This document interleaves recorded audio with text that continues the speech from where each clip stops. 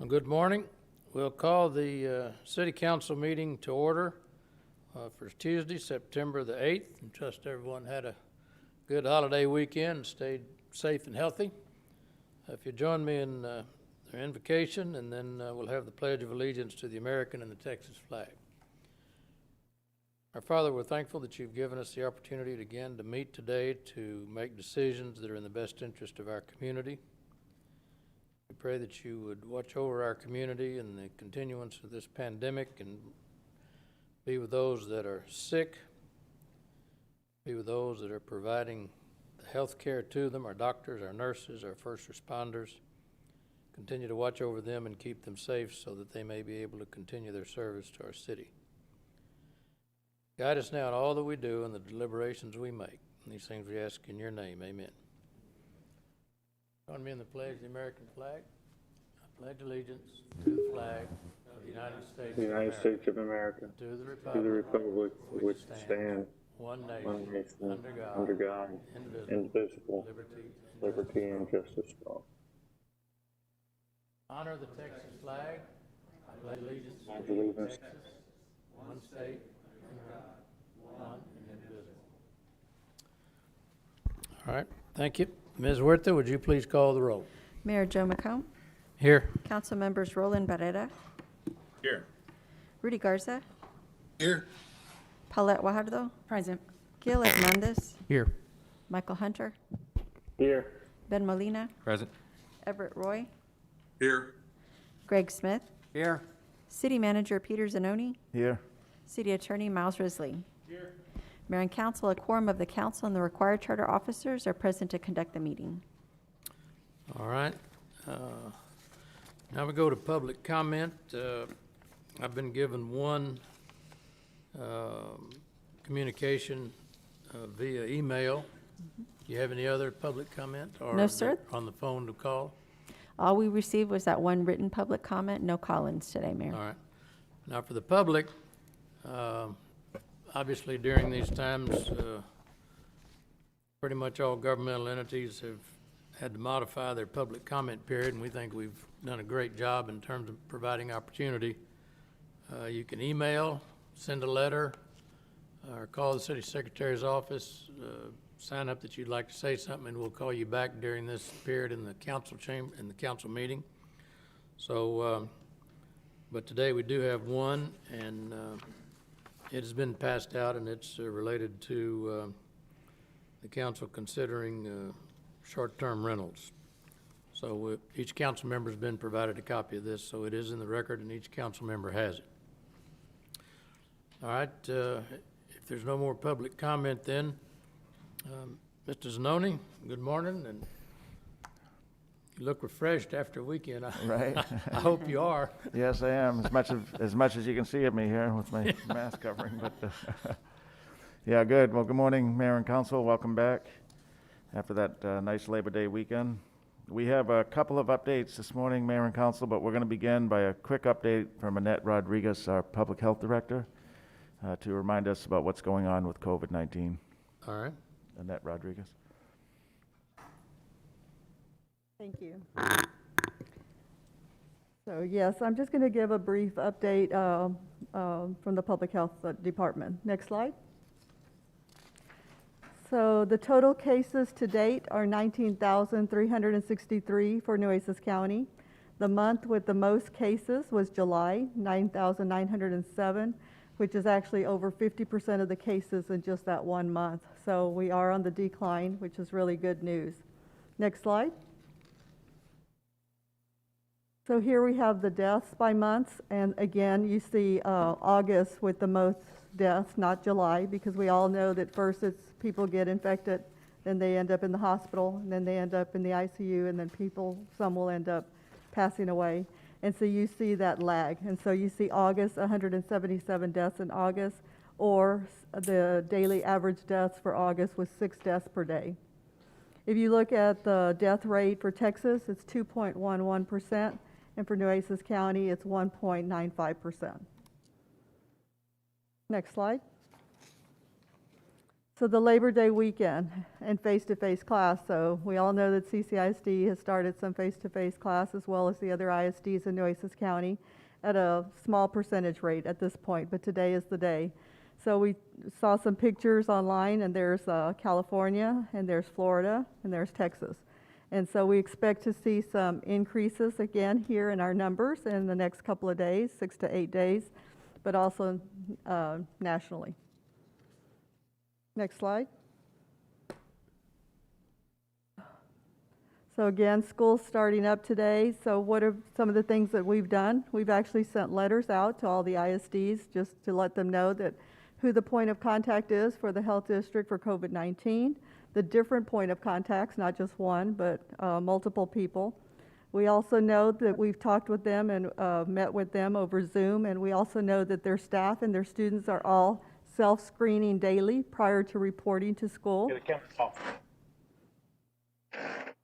The health district also will deploy a COVID mitigation team if there's a possible exposure. We've talked to them about going out to their school and actually conducting some testing there at their site. And the schools, per the Texas Education Agency, are required to report positives to the health district and also to contact trace those individuals where they've been throughout the school day. The health district will continue to monitor student daily attendance, and so we're looking at instituting that practice again like we've done in the past for syndromic surveillance. And that's just actually every day we look at the attendance for the schools. It's usually close to 96, 97% every day. When we start seeing it fall to 91, 92, 89, we know that something's going on there. Next slide, please. Oh, we could go back one slide. So the positivity rate. The health district, this is the question we keep getting asked. So the health district positivity rate, that's the positives by all the tests that we've conducted at the health district through our drive-thrus, is 22%. If you look at for Nueces County, all the positives divided by all the number of tests that we've actually have in Nueces County, it's closer to 30%. And then for the state of Texas, it's 8.98%. But again, they're only using confirmed cases. And we're using both confirmed and probable for our numbers. Next slide. These are school-age children that have had COVID-19 or still have COVID-19. When I reported it last to council, that was on 8/15. I gave you those numbers. So as of 9/4, the numbers you see increase a little bit from 55 to 70 for 5-year-olds, 56 to 71, and so on and so forth. The numbers increase more rapidly towards the older age population, 14 years of age to 18 years of age. Those numbers increase 101 to 126, 186 18-year-olds back in August 15th, and now 229, September 4th. So these numbers, we're using them as our baseline numbers because as we see schools reopen, we need to monitor this to see how much those increases are occurring at that point. Next slide. So a lot of people have been asking us about the COVID-19 vaccine, that they're hearing that we're getting a vaccine. So I reached out to Dr. Pro, our regional director, just before coming to council, and she stated that no, we have not heard anything at this point. So maybe Department of State Health Services is having talks with, the manufacturers or CDC, but we are not at this point locally. That doesn't mean that we won't here in the near future, but at this point we have not gotten any information. What I do know is that there are different big pharma companies that are working on the vaccine, and these are just a few here. But Pfizer and Moderna are on phase 3, and so we're hearing that they may be the ones that actually will have those vaccines ready to go by the end of the year, beginning of next year. If history repeats itself, normally the people that get the vaccine first are the northern states, and then the central, and then the southern states kind of at the end, because that's kind of how flu actually flows from the north to the south. So we may see the same thing where in February or March we're still getting the COVID-19 vaccine. The health district is ready to mass vaccinate when that vaccine does become available. Next slide. So the good news is that the numbers have been decreasing. So if you look at the week of August 21st, we had 1,327 cases that week. The following week we had 800 cases, And the week of September 4th, we had half of that number, 413 cases. The hospitalizations in the peak in July were 400 cases, and now it's right around 100. And also for ICU at the peak, it was over 100. I think it was 109 at one point, and now it's around 50 cases in the ICU. Next slide. Flu season begins October 1st, so we ask that everybody get vaccinated 6 months of age and older. That's a CDC recommendation. We do not want to see co-infections of COVID-19 and flu this flu season, so we ask that and encourage everybody to get their flu vaccine. So it usually takes about 2 weeks to build immunity from a flu vaccine, so at least 2 weeks before October 1st would be a great time to get vaccinated. The Health District has also been talking to nursing homes, assisted living, and other institutes with areas that have high congregate settings about their plans and how they are going to get their flu shots to their employees as well as their residents. Next slide. So together we can beat the flu, both COVID-19 and seasonal flu. I stand by for any questions. Thank you. Anyone have any questions? Mr. Molina? Thank you. Annette, can you go over the change in reporting of recovered cases? I know I had questions about a slide last week that was shown that we had 6,000 recovered cases, and then the next day it was down to 2,000. Do you remember which one I'm talking about? That it decreased or increased? Well, they're just not reported anymore. I think, Peter, you touched on it a little bit also. Right, but he said that it decreased. Okay. So we actually would call all of these individuals, and so what we started doing was we followed suit. Region 11 actually started effective August 1st. What they did was they went with the formula. So the formula is that if from the first day that you started having symptoms, 10 days later, you start showing signs and symptoms of improvement for those 10 days. You no longer have a fever for at least 24 hours. Used to be 72, now it's 24 hours. Then you can consider that individual recovered and ready to go back into the community on day 11.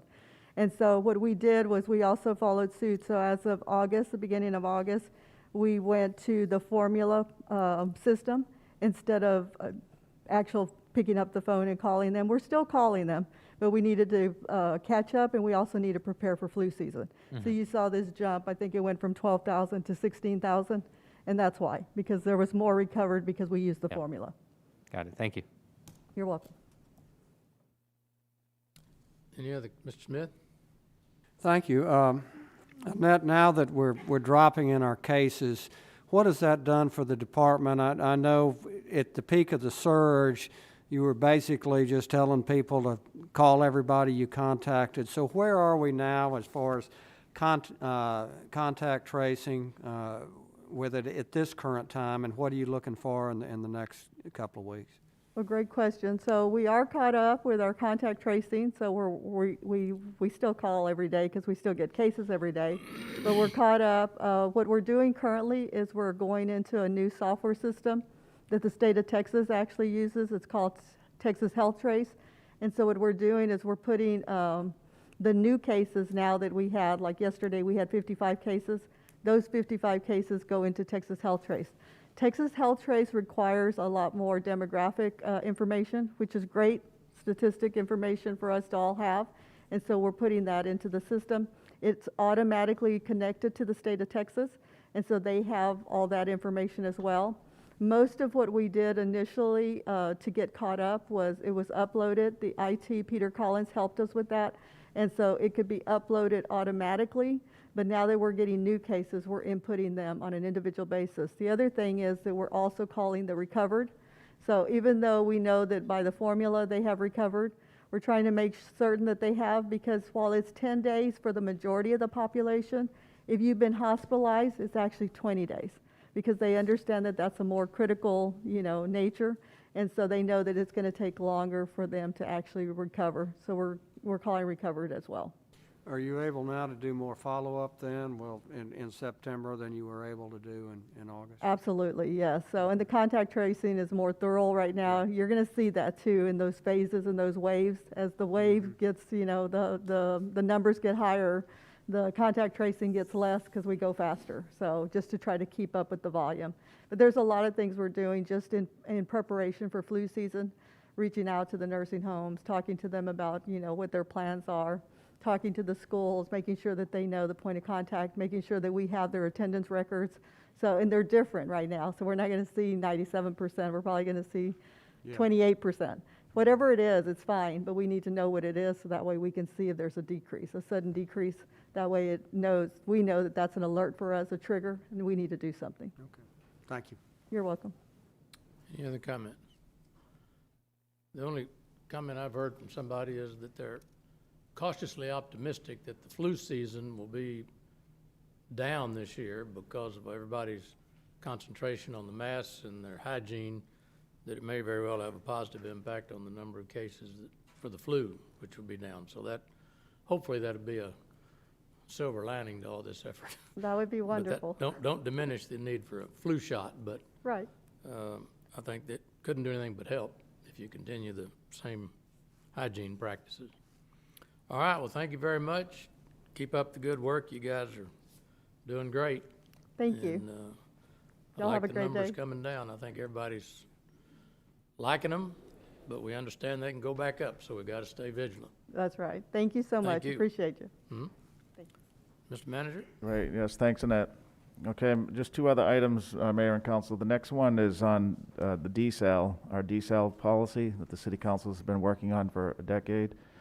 And this past Friday, before the three-day break, we did send the Mayor and Council a memo that outlines several action steps over the next 3 months. And I thought it'd be important to communicate it with you here today, as well as for the listening audience or public. And so in September, we're planning 3 community input sessions, or what are they called? Virtual town halls on desal. This is based on City Council input from a meeting a week ago where the council expressed an interest to have a similar format that we used in the budget, where we had virtual town halls on the budget. So we've worked to set some dates. That would be September 21, September 23, and September 24. And they would be evening events from 6 to 7 o'clock, virtual town halls on desal. And it would help to communicate to the public about the City Council's policy, goals, and direction on the desal water source, the seawater desal water source for the community. As well as just our overall water system. We're going to spend a little bit of time talking to the community about where do we get our water from today, why do we need to pursue additional sources all the time, and why desal is an option the council has been looking at. And so the events will be about an hour from 6 to 7. They'll include a video about those efforts, the desal efforts, and our water in general. And they'll be facilitated by the mayor. And we'll announce to the community these to make sure we get good public input. I know we've talked before, and the council knows, but each of our council meetings, we've had public input and public engagement, and this will provide one more layer of community education and engagement. So that'll be September 21, 3, and 4. Also in September, at the City Council meeting, September 29, City Council will consider the city's water conservation plan. This is a 5-year plan on how the city can save water, how we can conserve water. And it's being amended to show how industry also can save water, and this is required by TCEQ. So City Council will have those documents to review. I think we already sent to you with the memo on Friday the water conservation plan and the potential amendments for the industry conservation efforts. Also on September 29, City Council will consider the AEP engineering study and agreement for power for the Inner Harbor desal plant. And so there'll be a presentation, information, and some initial conceptual agreements or requirements on the energy or the power purchase agreements that we would have to do with AEP for the Inner Harbor desal plant. So that's the 29th. And then also on September 29, based on a 4-signature memo from city council members, we'll provide an update on alternative water sources. The city about a year ago, or I guess from maybe 2 years ago, put a request for information out from alternative water sources. And so we'll provide an update on that based on the council members' request. So that'll be in September, so community engagement and then some initial work on the desal moving forward. And then in October, there's 2 events. October 13 will be the first reading for the issuance of the bonds from the Texas Water Development Board, $11 million for that first phase of completed permitting that's required. And then October 20th, there'll be a second reading for those bond issuances from the Texas Water Development Board financing agreement. And then also we'll have an executive session on land acquisition for the desal plant on the Inner Harbor location. And then in November, there's still 2 additional items in November. There'll be the finalization of the land acquisition for that Inner Harbor desal plant location. And then also an agreement with Freeze and Nichols to amend their current agreement that we have to use them as our owner's representative on those final steps that we need to get the other permits from the federal and state governments for the desal efforts. Okay, so that's a pretty compressed timeline because in October there's 3 council meetings, and then 2 in November and 2 in December. And so with September's action, there's a lot of things that'll be in the council agenda, as well as community engagement as well. Okay, and also, you know, but just to tell the community again, that we do have a lot of information on the city's website. It's been out there for some time, but it's been updated even more so in recent weeks, and a lot of material on desal and our water can be found at cctexas.com, www.cctexas.com/desal. Okay, so visit that website if you have any questions short of calling us, cctexas.com/desal. Okay, I'm going to switch now to this agenda. So on this city council agenda, we have several vehicle purchases. You may have noticed them, and they'll see the same for next week's agenda as well. But on today's city council agenda, we have close to $4 million in vehicle and equipment replacement purchases. That's a lot. It's a lot of equipment and a lot of money. And just to give you some context, we've been studying this issue. Any big city has a fleet. You know, we have vehicles, fire trucks, the chief's here with us, police vehicles, heavy equipment we use in our streets and our utilities. And the city's fleet is comprised of over 2,200 pieces of equipment, 2,200 pieces of equipment. The total value of that equipment is about $165 million.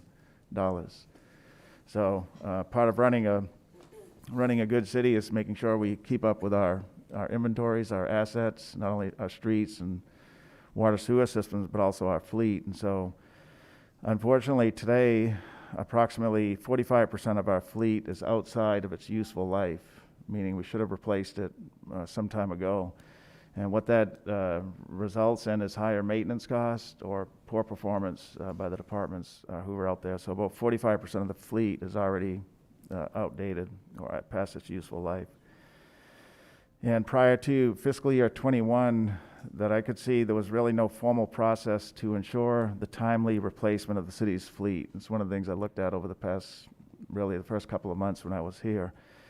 And what we want to be moving towards, and what we're going to begin to in this fiscal year's budget, is a replacement program that's not based on individual departments' desires, but more in a centralized oversight role to do that. And so in this budget, we're going to be formalizing policies and making sure the departments know that the city's fleet will be maintained in terms of its replacement by the city's asset management department.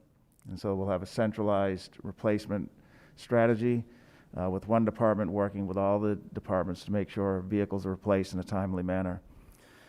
The city's teams, including our innovation team and our asset management team, are working. They have a draft now. We'll be finalizing finalizing it in the coming weeks, of a vehicle equipment replacement policy, right? So that policy will include when should we replace vehicles, how do we pay for them, and what do we replace vehicles with, making sure we don't have too many vehicles also is something we'll be looking at. It'll also be looking at doing more cash purchasing, pay as you go. This is something we should be doing in this type of operation. Today, we don't do that in all cases, and we look back and over the past 5 years through some of the loan programs that we've used. In fact, there's some on today's agenda.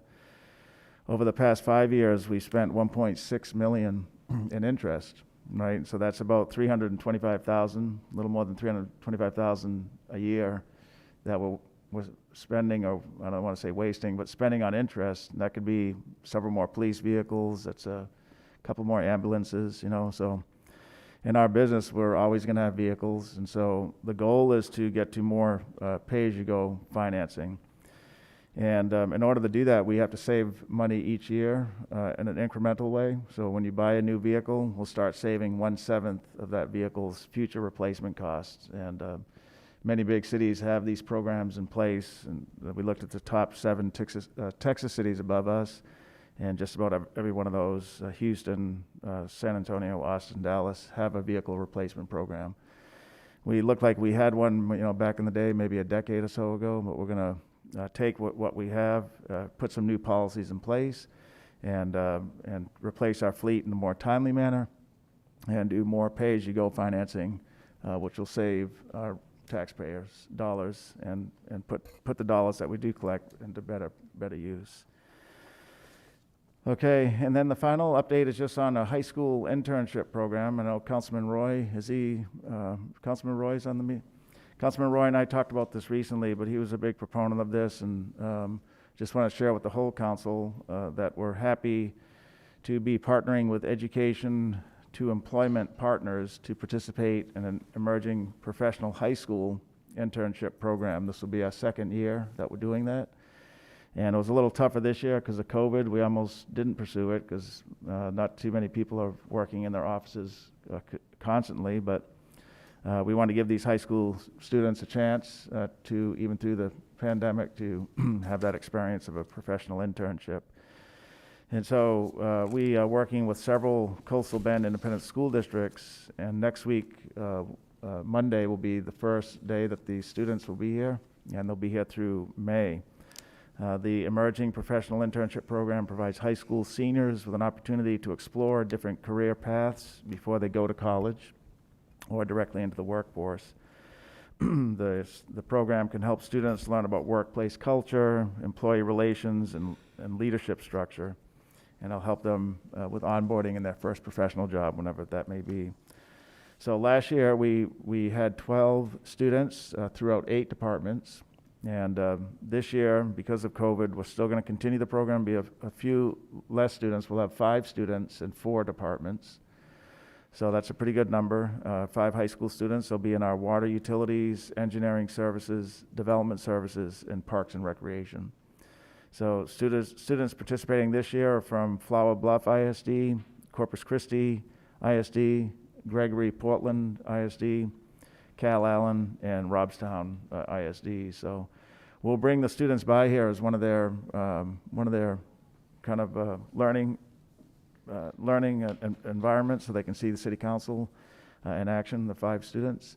We want to thank those departments that offered to host them for the next several months, and we look forward to the students beginning to gain some strong professional skills for their future employment. So Mayor and Council, with that concludes my comments for this morning. All right, just one, do you have any, the last we got was the repairs were going well and almost complete out on that offshore rig? Sorry, yes, sir. Yeah, so on that offshore rig, we've been holding a meeting each day. They've shifted to 6 o'clock. Last night we had one at 6, and Sunday at 6, Saturday was at 3. So the news is good. The company, Magellan Holdings, has a barge out there now. Last night they were finalizing work to be able to reach the gasket, the valve that needed to be replaced. It's above the platform. And so they did kind of a lift to be able to step on it and reach it in a more safe way. That was to be completed last night, this additional step of scaffolding. They had to have it custom made offshore, and then they brought it in last night. And so today they're going to replace that valve that was leaking, and they think they should be wrapped up today. The good news is, the valve had, you could see it, natural gas and other water and other materials coming out for the first day. But on day 2, it stopped pretty much. It was a 95% estimated reduction in the material coming out. And that's been staying that way for the past couple of days. So minimal escape of the gas, the natural gas, and other products that were coming out of there. The Magellan Holdings has some world-renowned team members that are out there doing the work today. And there's been no issues with air quality. The TCEQ and even our fire department and others have put up even more than I think what we might typically do, air monitoring stations, and there was no recording of any air issues. There was no sheening on the water, so nothing seen on the water. And the waters were safe, the beaches were safe for the weekend, and the air was safe. So the good news is everything should be wrapped up today. At 6 o'clock, we'll have another briefing with about 30 people that participate in those events. And we'll share that information with the council later on this evening. All right, Yes, super. sir. I have a question. Back to the desal town halls, how long is that video? How long is the video? The video that you mentioned is going to be shown? Well, yeah, it's not completely developed, but probably about 5 minutes, probably. Yeah. Okay. Yeah, it's going to So- show, we want to showcase the city's water system that we have today as one step in helping educate our community and where we get our water from anyway. And then there'll be some comments as well, some verbal comments, maybe with some PowerPoint and slides. It's still being developed, but we don't want to, it could be more than 5 minutes, could be less. The budget video was about 3 or 4 minutes or so. Yeah. So we've got, who came up with this community input plan? I mean, who created it? We did, so We did? the city manager's office with the water utilities department. Okay. Yeah. So I guess I've got a real issue with 3 days to inform the public of the biggest, most expensive decision that we're gonna make, that we've made. We got 3 days. We have 5 districts. And we have 3 at-large council representatives that represent the entire city from one end to the other. But we're only going to give 3 days back to back for the entire public to come and learn with a 5 or 3 to 5 minute video about their tax dollars. So Peter, I have a real problem with that. And let's also keep in mind, we have a 60% Hispanic community. Is this also going to be in Spanish for people to understand that, if they speak Spanish? Yeah. In some way, shape, or form? Yes, it will be. Yeah, we talked about that. Okay. Yeah. So It'll be in, the virtual meeting will be translated, I right, we'll guess? have Spanish capabilities. We haven't Okay. worked it all out, but yeah, we're aware of that. We, That's in our great. planning, in our planning, we talked about So I that. didn't see that in the plan, but that's fine. Yeah. The 3 dates is just not acceptable. I'm sorry. We have budget meetings across the city in every district. You mentioned that earlier. And other things, area development plans. We go to every district. And this issue, which is the single most important issue that has a timeline I can't understand, we're going to do 3 for a city that has 5 districts. Why? Yeah, so I'm not sure on the area development plans, but in the budget, Well, my point is yeah. 3, Peter. We've got 3, and, it's not something, this is something that can still be amended. I maybe, in creating the plan, it seemed okay, but I don't think it's fair if Greg's constituency is not able to make one of those meetings, they don't get to hear and learn and ask and input, or if Gil's or Ben's or Roland's, I mean, it's just, this is simple. This is a $222 million project.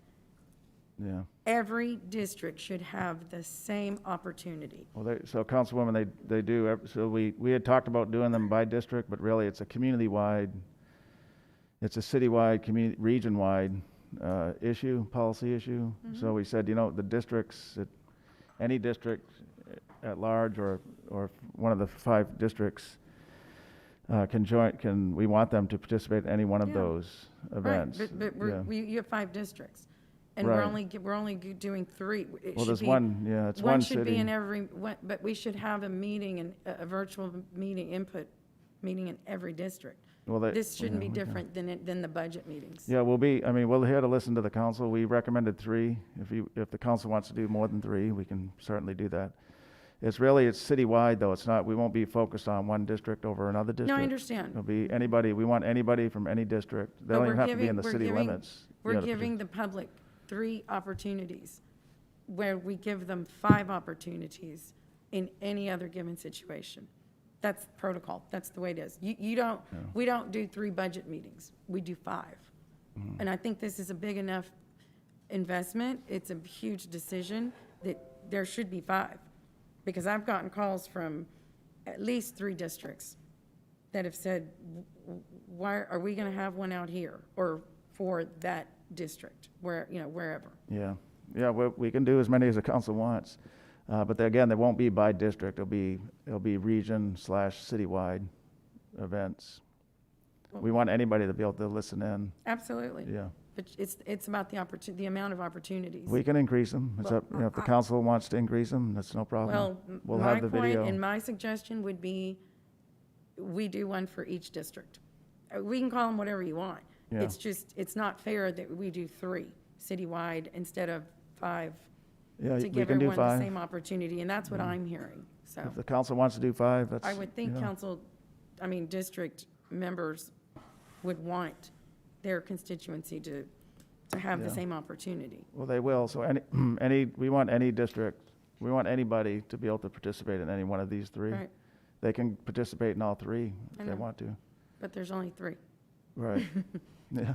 I mean, that's my point. Well, I why get don't it. we make them 9 so that everybody has a chance? We can do that too. Is that what you want to do? No, I mean, Okay, it's one meeting that's going to be held 3 different times, so you got 3 different shots at it. right. They're not going to be in the districts, they're going to be virtual. We can call it So they've whatever we got 3, want. This is about a $222 million project.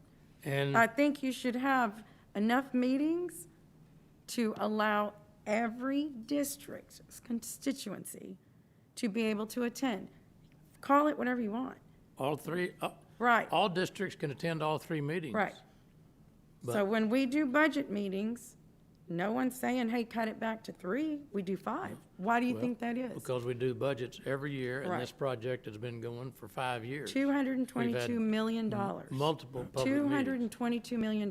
The public as a whole, we never, ever, not in 4 years I've been here, bring those meetings to, when it has to do with anything, down to 3 for the entire city. That's why we have districts.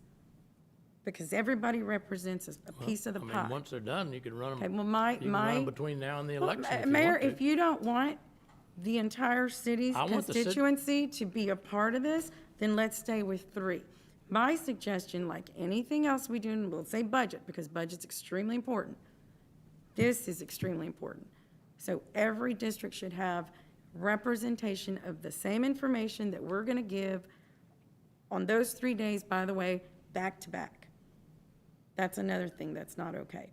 Back to back. If you can't make it this week, then you can't come and be a part of this conversation.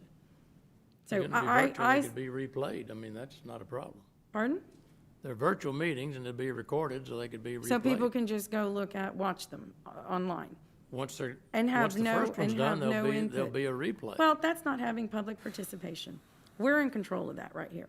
We can say, let's do 5 meetings, Peter, because the people deserve to be a part of this. It's $222 million. How is that not, why are we even talking about this? We should have, that from the get-go, should have been 5 meetings. Each district should have public participation. Period. This is not a subject matter that deserves, well, let's just do 3 and we'll call it a community meeting. I mean, that's fine on me, it doesn't matter to me. I mean, it's about the if you're public. trying to get information It's out. about the public, and they shouldn't have to go back and rewind something and look for it. They should have a scheduled meeting in their district to say, come join us if you want to, if you can, this is when we're gonna be there. Now, let the manager then, I mean, if they're scheduled, Mr. Smith? Well, I think we're really getting the cart before the horse. This council has not okayed a desal plant. We have not okayed $222 million, and that's going to be coming at a later date. And I hope at that point in time, we will have more meetings, and we'll be able to get not virtual meetings, but we can get on the ground. But we're looking at that in either at the end of this year or the beginning of next year. We haven't met several thresholds, as I see them right now, that when we okayed the $11 million in spending, which gives us a permit, that gets us ability to go the next step. That's what I voted for. I didn't vote for a desal plant. I didn't vote for $220 million. We haven't got to that point. We don't really know the sizing yet on there. There's a lot of information we don't know. There's some questions on the demand. We talked about that at the last meeting.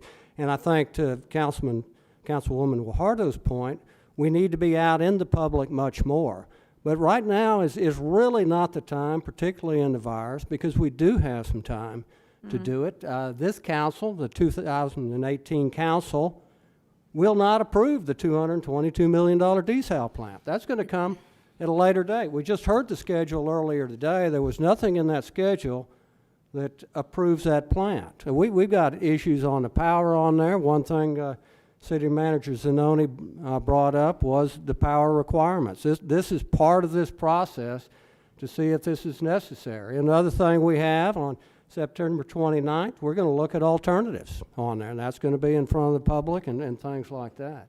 So again, we have not approved a $222 million desal plant. Well, That will be coming up, and we do need to make sure the public is fully engaged on there, and I hope that we'll be able to see people face to face. I'm not a big virtual fan on it. We do it otherwise, but if I'm still here, that we can be looking at them. You can go virtual or non-virtual, and I think we've got a lot of ground to cover between now and the time that the decision will be made. So please, nobody out there think that we have made a decision today to build a desal plant, because we haven't. We have made a decision to spend money necessary to get the permits for 2 plants on there that could be built in 2 years. They could be built in 20 years, just like we did with Garwood and we did with Texana on there. So, thanks. well, back to my point, I think a decision was made to spend $11 million. We need to have equal, balanced public participation in each district. That is my point here. And that is, again, because I've heard from some of y'all's district constituents. And I don't think there's anything, again, I'm not understanding why this is even an issue. We're talking about what Councilman Smith just said versus whatever is going to be said at these virtual meetings. I mean, how would you explain to a constituent, Mayor? We did not have a virtual meeting in your district on a $222 million, you can call it $11 million. That's a lot of money still, $11 million. Because, why? Because we didn't want to? Because we didn't want to take the time to do 5? Instead, we just wanted to do 3? I'm not going to do that. So I would like to change that to 5 meetings, unless the district members don't want them in their if they don't want that, then that's fine. But as an at-large member, I want one in every district so that people have the same opportunity they do when we're doing area development plans, when we're doing budget, and all the other meetings we have during the year, over one street, we do a town hall. We're gonna redo a street over on Sun Valley, we have a town hall. This is Right. desal. When it's district-specific, you're right, Councilwoman, if it's something impacting a neighborhood. Well, yes, the- this so is impacting, These yes. 3 meetings are open to every district, they're not district-specific. I understand. It's region-wide, Then there'll let's probably be call people. let's call it 5 community meetings then.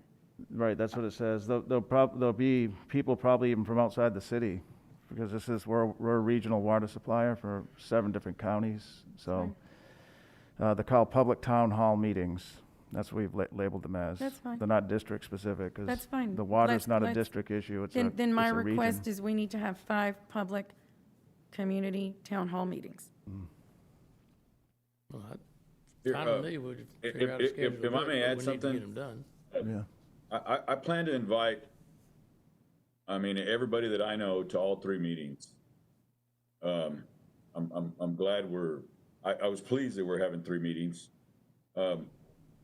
If we find that perhaps when we go through this process, that there's more questions, we don't have enough time for more questions, then I can see us adding more. I mean, I think, 3 is, once again, it's a regional type of deal. I understand, obviously, this has created a lot of community interest, and I think, staff has done a good job by recognizing that, so that way we can move forward with this. But once again, I plan on inviting everybody to all 3 meetings.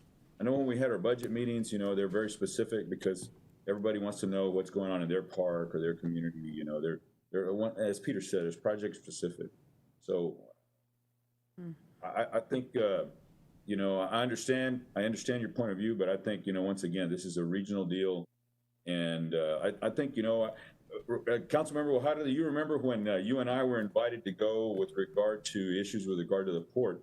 We went to, we were invited to go to a meeting for the San Patricio individuals, so, we played that one by ear, and I went by myself, I might add, but I know you were there in spirit with me. But, I think this is a similar type of issue where it's a regional issue. Well, I respect your opinion, but I respectfully disagree as well. I think this has to have public participation across the board Well, like I anything agree. else. I'm with you. But I know, but Roland, I'm with you. we can do that. And if that's not the will of the council, that's fine. I want it to be known. I think we have 5 districts. We should have 5 community meetings on it, whether you want to call it an $11.4 million decision that was made or a $222 million decision that was made. Why wouldn't we do 5 input meetings? Well, I think we don't need to know. coordinate with San Patricio County. I mean, we've done a poor job because they've been done through the EDC. I know there's been meetings done through, Well, several meetings done these through are, the EDC. these are city though. And I agree, but the expense is for the region, because the cost of the water also flows out to B County, Clayburgh County, San Patricio County. I mean, obviously it does affect our decisions because we're the regional water provider and we're providing that infrastructure, but the cost is absorbed over the entire region, over the 7 counties that we serve. So I'm with you. If we need to do one for San Patricio County, I'm there. I said that. That's one reason I brought that example up. When we had to go with them with issues with the port, I went and I talked to the people at San Patricio County, and so that's the thing. I think from that perspective, it's a regional item. I mean, I'm with Peter on this, that it's a regional deal to represent 7 counties. I mean, I don't mean to be contradicting you again, but I see where you're going, but, it's bigger than 5 districts. I understand, and we only have 3 community meetings, so, anyway, that is my request. If it isn't wanting to be granted, and I guess we need to hear from council members, they're your districts. It's input for your constituency. Mr. My 2 Hernandez, cents. your lights on? Yes. Thank you, Mayor. When I saw this on Friday, it was a little disconcerting that we're trying to do these meetings because I didn't understand the point of them. Can you give me an explanation of what you're trying to do with these meetings? Are we trying to sell desal to the public? What are we trying to do? Well, Councilman, so at the last council meeting last week, city council, many members of the council said, you know what? Can you identify those? Because I didn't ask for that. I was one. I'll admit I was one. Councilman Smith. So three council members? I haven't listened to the tape, Councilman, if I can get it it was enough to where we said, you know what? It seems like the full body of the city council wants to do some informational.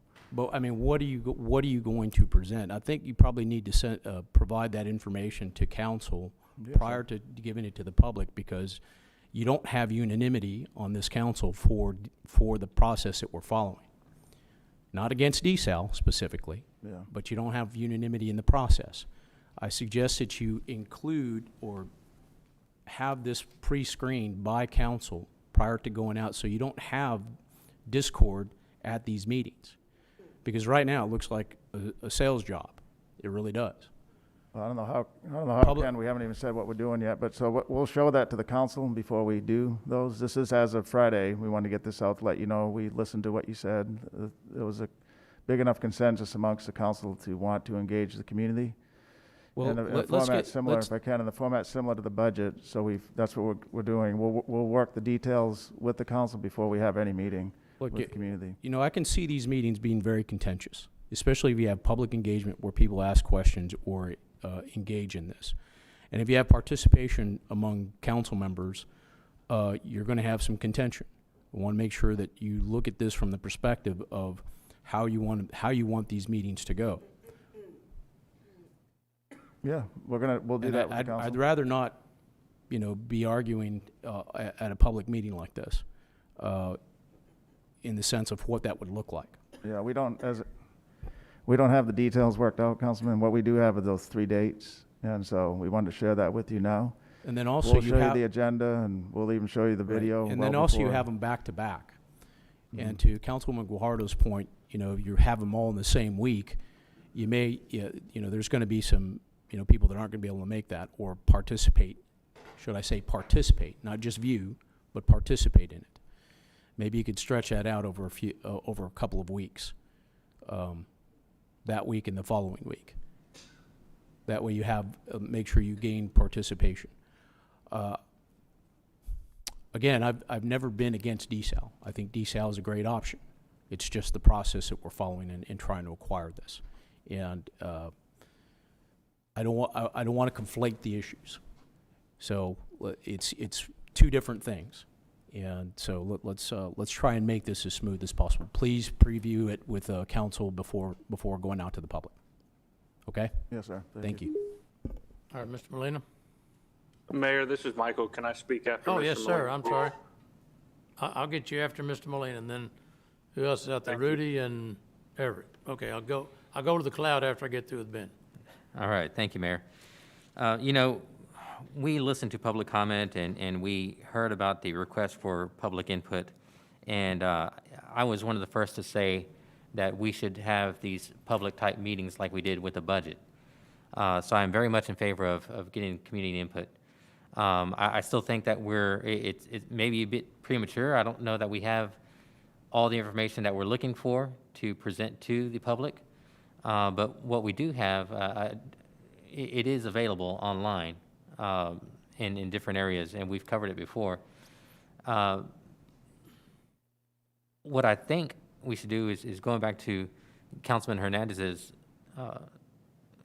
input is maybe we don't have these meetings back to back, and maybe instead of 3 back to back, we do 2 one week, 2 another week, increase it up to 4, because it is a citywide issue, but it's also a regional issue.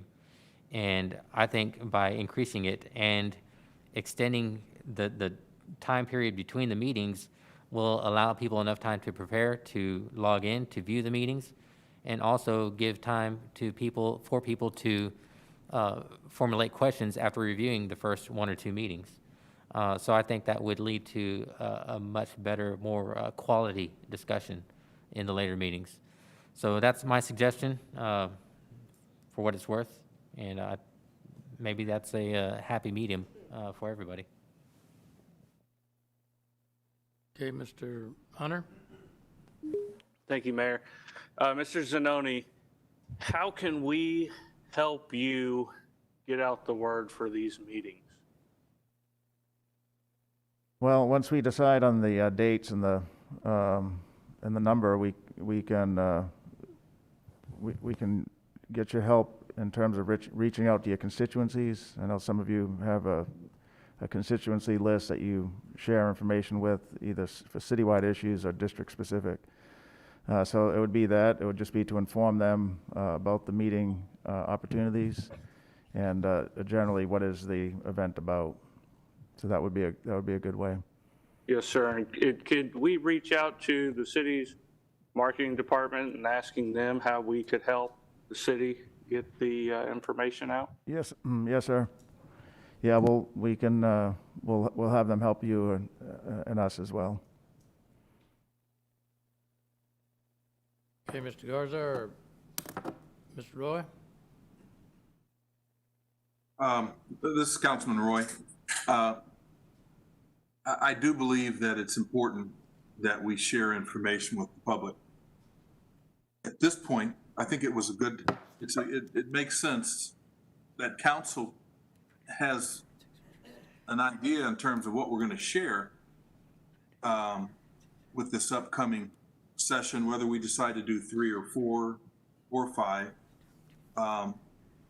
Because I do believe a lot of the issues, it is a little premature, as Councilman Smith said. And so I am very curious at this point, what are we going to share? Because the other thing is I want to make sure people don't feel like, okay, wait a minute, I put this time aside so that I could learn some valuable information and then walk away feeling like maybe they didn't get the information they were looking for. So I think it would be nice to be able to review that information in advance. And the other thing is if we could, if it's shared on Facebook or whatever social media, then what I can do is invite my groups and participants and the followers in District 1. And I would like to be able to share that information so that as many people know about it as possible. Thank you. Mr. Garza?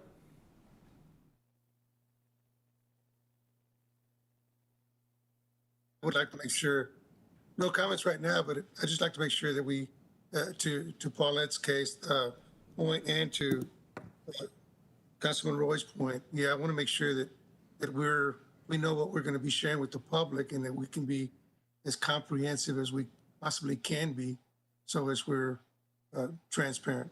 Thank you. Well, Mr. Zanoni, why don't you take the comments you've heard here and kind of send us a memo or something after you've had a chance to get with your staff and look at the calendar and see content as well as scheduling. Yeah. And when you look at the other schedule ideas that you got there.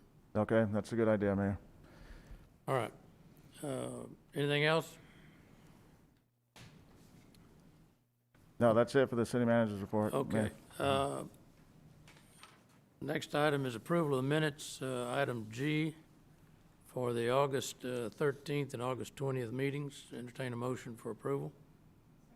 Second. What's the 25th, regular meeting, August 13th, 20th, and 27th workshops, Mayor?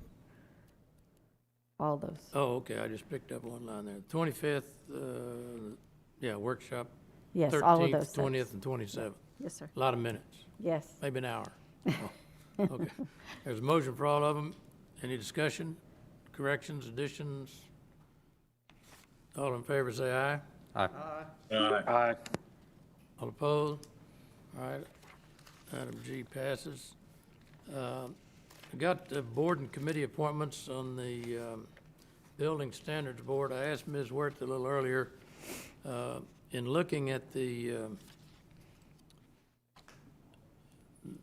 reason that we're having these board and committee appointments today was kind of troubling. Not the individuals, but if you look at the, wherever it is here, where is it? I had it here a little earlier. Well, where is it? It's behind the last set of minutes, Mayor, in your book. In my book, I think it's the first person. Well, where's the, I'm looking at the sheet that lists them all out there. There's,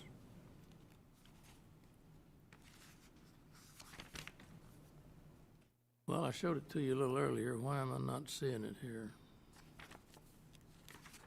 Basically, what it amounts to is that all of them, out of the 7,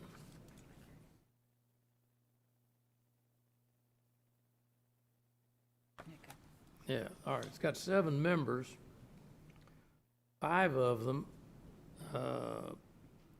one is seeking reinstatement, and the other 4 exceeded the number of allowable absences. And I asked her how often this board met, and I mean, that's, that's 85 or 90% of your committee that can't make the meetings. Do they just meet when needed, or do they meet on a regular basis? Or They meet on a quarterly basis, Mayor. Quarterly is my understanding. We do have Liza Lopez here. She's the code enforcement officer I'm the who program handles that manager, board. Yes, for code Manager. enforcement. Thank you. Good afternoon, Mayor, City Council. When we meet with the board members, they are taken an agenda book and hand-delivered the week before the meeting, and an email is sent out to follow up, letting them know the date of the meeting again and time, and if they are not going to be able to make it, to let the building person know at that time that's sending the email, so that we can make sure that we do have a quorum or we don't have a quorum.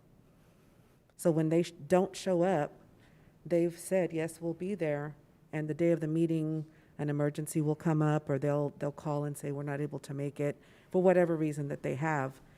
But we're not informed ahead of time when we proceed with the meetings. We are under the understanding from the board members that there is going to be a quorum, because everybody had said they would be there, or at least enough to make a quorum for the meeting. So have you had any meetings? Not since November, due to no quorums, and then, of course, when the COVID hit, we ceased the meetings at that time. Well, maybe we ought to table this and reevaluate the purpose of the meetings or something. I mean, that, if you're only meeting 4 times a year and you can't get a quorum, that's not good. Well, we were asked to put this on the agenda because there is pending business for the committee. There's some, they oversee demolitions of buildings. So it's not that the work's not there. My understanding is it's just the members, unfortunately, that's who what are I'm saying. on there need to be replaced with people who will actually attend the Right. meeting. So the work is there. It's just the membership they have right now is not working. Correct. Right. All right, so I guess that being said, we've got 1, 2, 3, 4 people that have applied. And So, one. Mayor, They understand, I guess, when they apply, they're meeting on a quarterly basis. I'd like to make a motion to reinstate Helms, appoint Coretta Graham as a lawyer, appoint Foster as a home builder, and appoint Ramirez and Cavazos at large. That fills all the spots. Okay, Mr. Foster is a Second. general contractor. Yeah. So but he could be appointed, these categories are preferred but not required, so he could be appointed. It's just he's, according to his application, he would be a general contractor. That's what he indicated. So, I mean, he could, if you get a second on that, which you did, is that okay? So Foster as a, The home builder. yeah, well, he doesn't qualify, but it's preferred but not required, so he could be an at-large member. Would that be, So okay, You want to Right. reinstate Helms and then put these 4 on to Yeah. replace these. right.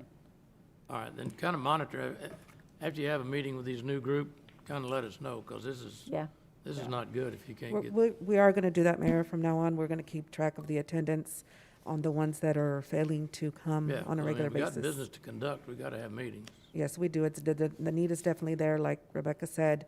We've got several structures that need to be decided whether they need to be torn down or not. All right, so the motion on the floor is reinstate Helms and then appoint Cavazos, Foster, Graham, and Ramirez to their respective designated slots. Yes. Is there a second? Any further Yes, discussion? it was second. Any further discussion? All in favor, say aye. Aye. Aye. All right, we got that done then. Thank you. And then, Mr. Manager, I understand on Ms. Huerta that the applicant for items on the consent agenda for item number 3 and 4 have asked that they be pulled for later scheduling or for whatever reason. My understanding, go ahead, sir. Yeah, that's correct, Mayor.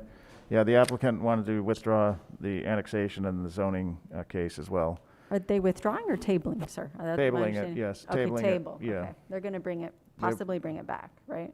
Yeah, they're doing some additional analysis on financing, funding/development options, and so they said, just, if you can, just table this for now. So we table it until they bring it back? Yes. Not at time certain? No, it's not time certain. We'll have to wait for them, for us, All right, we'll have to you wait need for a them to motion tell us. table then? Yes. I make a motion, table 3 and 4. Agenda items 3 and 4. Second. All right, there's a motion and second to table items 3 and 4 at the request of the applicant. Any further discussion? All in favor, say aye. Aye. Aye. Mr. Roy abstains on 4. Oh, well, call the roll then, so Mr. Roy can be on record as abstaining. Well, he's not going to be part of it, so he's just abstaining. So just so you know, he's recused himself from item 4. Okay, well, you want to call Sure, okay. voice So, on, well, everybody can vote on 3, right? yes, sir. All right, let's take 3. You mind doing that, Ben? Take item 3 as, or no, it was your motion. Item My 3, motion. okay? Yes. All right, change the motion to table item 3. I make a motion to table item 3, or revise my motion, table item 3 only. All right, there's a second. All in favor, say aye. Aye. Aye. All opposed? All right, now I on make a item 4. motion to table item 4 to allow for Councilman Roy to abstain. Recuse himself. Second. All right, there's a motion and second to table item 4, and we'll have a roll call vote on item 4. So for passage of motion 4 to table, motion to table item 4, Mayor McComb, Aye. council members Hunter, Aye. Molina. Aye. Roy abstains. Smith. Barrera. Aye. Garza. Aye. Guajardo. Aye. Hernandez. Aye. The motion passes. And Mr. Roy Yes, sir. recused himself from that. Yes, sir. All Thank you. right, that leaves us then items number 5 through 29 Right. on the consent. Anybody have any on those that they want to pull for further discussion? Yes, Mayor, I'd like to pull number 19 just to give it some visibility. Number 19. All right, we're going to pull number 19. And also, if I can make a comment on number 10. We don't have to pull it. I just want to say that that might be something we could look at for Parks and Recreation as well.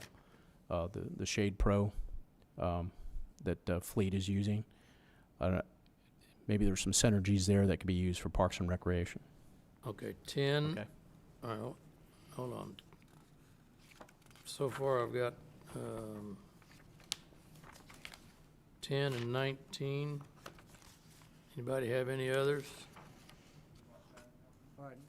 No, I don't need to pull it. I just wanted to make mention that it should be, Parks and Recreation should take a look at that Okay, company. I'd like to pull number 10 just for a couple of questions.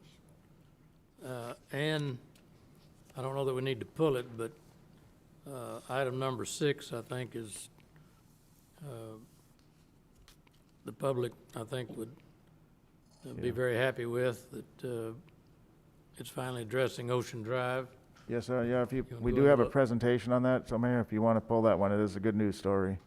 All right, let's Just pull a- number 6 for presentation, because Yeah, this is. Richard's this is here, good. he'll There was give we have several maps and the timeline, just to make sure. We got to get Alright. that word out, because this is great for the community. All right, on number 10, anybody else have any others that they want to pull for discussion? Well, just I want to make a little comment on number 10. Doesn't necessarily need to be pulled, but anybody else have any other items they want to pull? 19 being 19, yes. Mayor, can we pull item number 14, please? 14, okay. Any other? And and then one, I think, I don't know that we want to pull any of them, but I think items 24 through 29 really are good news items. These are funds that are going to A&M, Del Mar, to help with their business development and other procedures. Is this what you're here for, Mike, to talk to any of these or all of these? Yeah, if you wouldn't mind just coming up, kind of hitting between 24 and 29, because there's a lot of good out of this, particularly helping our small business and working with the universities, and I think people need to know what we're doing. Yes, there is. Good afternoon, Mike Culbert. Is it afternoon? Yeah. Good afternoon, Mike Culbertson with your Corpus Christi Regional EDC here with good news. The items before you on 24 through 29, in their wisdom, Type A, when they first started doing the part of it, it was a way to help small business. In fact, it was in the ballot language itself. And since then, the Type A board and the city council has approved grants to help this. And if you can imagine a more stressful time for small business, it is coming up right now. And so in these, we have internships where small businesses can pay minimum wage for students at Del Mar and A&M that are working their major, and the grant pays for more money for them to afford them. There's help for government procurement contracts. There's help for, we talk about, we have $52 billion worth of projects coming here, and how can small businesses qualify for and get into bidding for those businesses, and that is the CRC. And additionally, we have SCORE, which has been working overtime, as you can imagine, the helping small businesses work through their problem. And also with Lift Fund, they have the small business. Now, this is separate from the small business recovery loans that were done for, and they already have people lined up. People are ready to get back to work. So I think this is a great idea. Appreciate the council's support on it. All right. Well, it is. Got Del Mar's involved, A&M's involved, the Lift Fund with the Job Development Corporation. So these are good. Yes, sir. All right. So let's then entertain a motion on agenda items.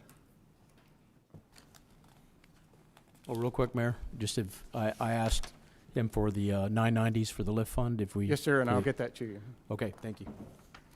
On the consent agendas from item 5 to 29, with the exception of 6. No, yeah, we're going to pull 6. 10, just for 1-2 questions, 14, and 19. Second.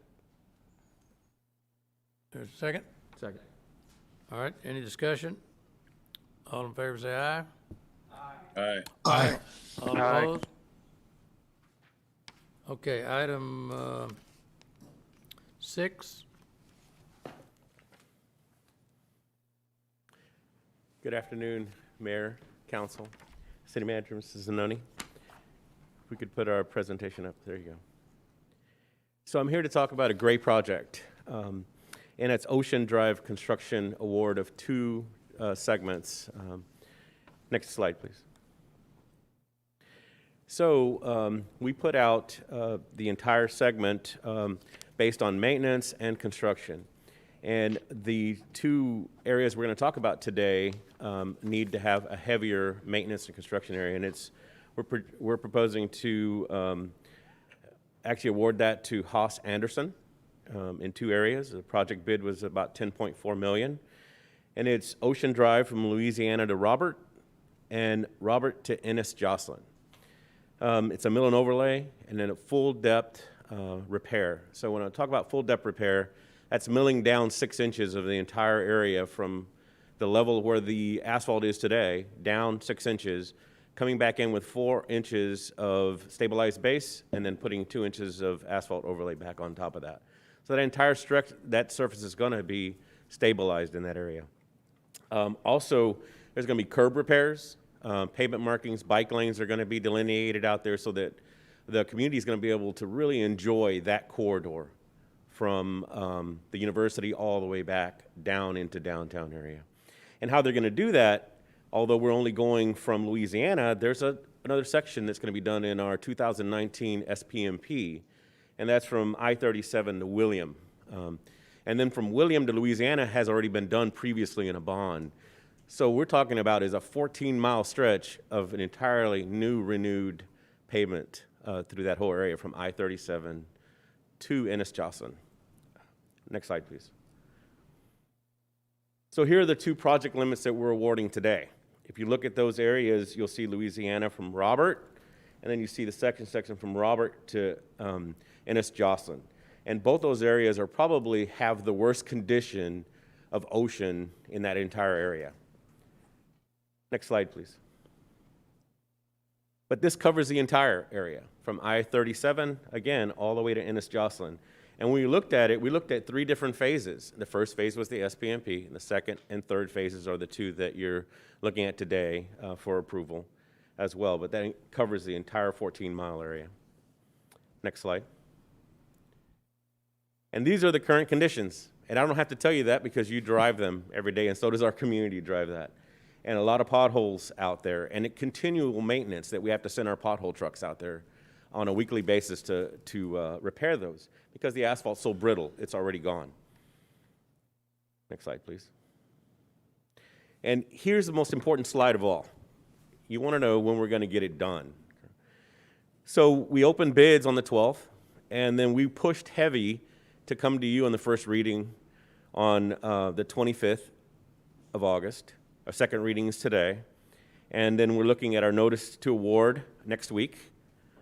A pre-construction meeting the first week of October. As a matter of fact, I'm meeting with Haas Anderson tomorrow morning, hopefully to work those details out even more. And then our pre-construction meeting in the same time frame. And our construction hopefully begins in the second week of October. And our groundbreaking will be sometime in that time frame. And we're looking at Swantner Park or another park to be able to do that as well. And then the timeline is, when do we get it done? So those 2 projects are going to be running concurrently, not one first and then 6 months and then they got another 10 months to finish. The 2 projects are concurrent. One is a little longer, has more repair that has to be done, so it's going to get a little more timeline to be done. But part 1 has till June of 2021 to be completed. And then part 2 has until August of 2021 to get completed. Now remember, when we get started, we also have some winter months that are going to be coming up in there. And so some of the work that's going to be done in the winter months are curb repairs and other structural repairs. And then the final mat will be done as spring and summer comes, early summer comes along next year. So we'll have a really good mat when we're done. So that's my presentation. I stand by for questions. It's pretty exciting. Anybody have any comment? I mean, this is long Move to overdue by a approve. lot of people's comment. Mr. Smith? Real quick. Oh, go ahead. Well, thank you, Richard. This is a big stretch of roadway. How did the prices come in? Were they above or below the estimate? Actually, they came in below the estimates, sir. Okay. Our engineers' estimates were close to $13.5 million, $12 to $13.5 million, and they came in at 10.4. Okay, so we're doing 14 miles for $10.4 million? Well, we have a first section too. There's a first section in the SPMP, but under $14 million. That first section is a little under $1 million. So yes, about $11.5 million for that whole entire 14-mile stretch. And this is a terrific project and one that's been long overdue. That street was last done in the mid-'60s, I think about 1966, 67. So I think it's exceeded its 30-year life, and thank you, everybody, for this project. Mr. Hernandez? Yeah, thank you, Mayor. As I mentioned when we talked about this initially, you make that road nice and smooth, you're going to have people drag racing down that road. You're going to have some speed mitigation aspects to that or something. It's just, we had drag racing on that road before. It's nice, long. The curves make it interesting. So I just want to make sure that we are aware that that could be a very real possibility. Yeah, Councilman, just if I can, Mayor, we already have that in place today. So the police department, I think we've been at it for 5-6 months to minimize in the Louisiana section. I know Councilman Molina's gotten a lot of calls. And there's a overtime operation where we have additional officers in the late midnight through AM hours. Well, now you're going to have that for the entire stretch of the road. Yes, sir. And it's Right. had a complete turnaround. So I don't live too far from there. I don't hear any cars anymore at night. I don't know about Councilman Molina, but it's had a big impact. So the chief's on it, and we're aware. This is Councilman Hunter. They start at Ennis Joslin and SBID, and they go all the way to downtown. I live right off Ennis Joslin. It's happening every night. Nothing has changed, and it's extremely loud. That's something we could certainly take a look at.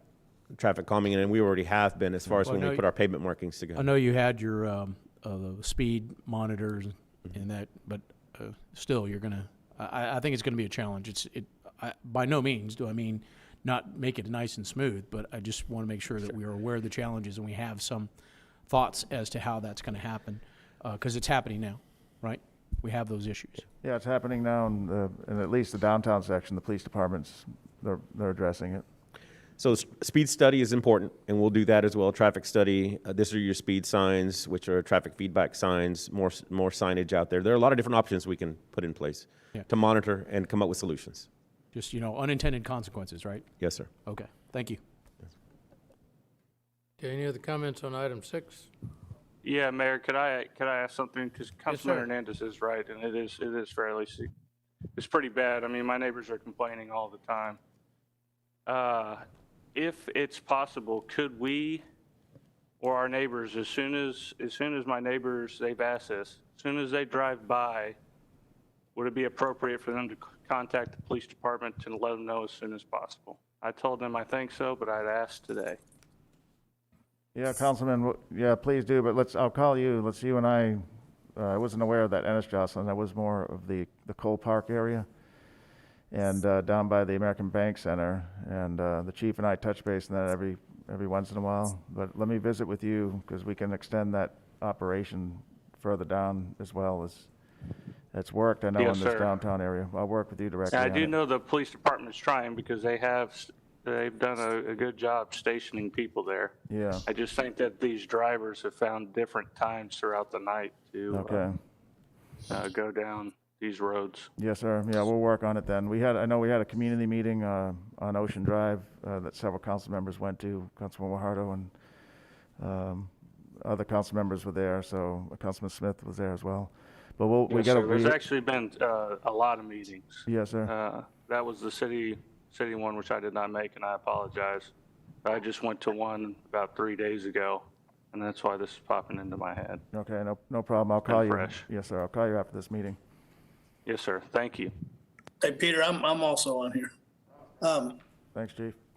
Yeah, Chief Markle with the police department. Yeah, I think, Councilman, we've had some issues with the car club's meeting at the bookstore right there at the intersection. So we're taking a look at that, and the city manager's right. We were concentrating primarily toward the downtown area for the number of complaints, but we'll certainly look to address that also. Thank you very much. Sir. Okay, any comments on item 6? There's a motion and a second. Or I'll make a motion. Is there a second? Second. There's one on the floor. It's already been made? Yes, sir. Okay. There's a motion and a second on item 6. Any further discussion? It's a great day for Corpus Christi. All in favor say aye. Aye. All opposed? Item 6 passes. Okay. Number 10, you want to just make sure maybe Parks and Rec was paying a little attention to that, Mr. Hernandez? That's correct. All right, my question on number 10, and I think we need the shade structure, but I've got some questions back here. Well, hard to-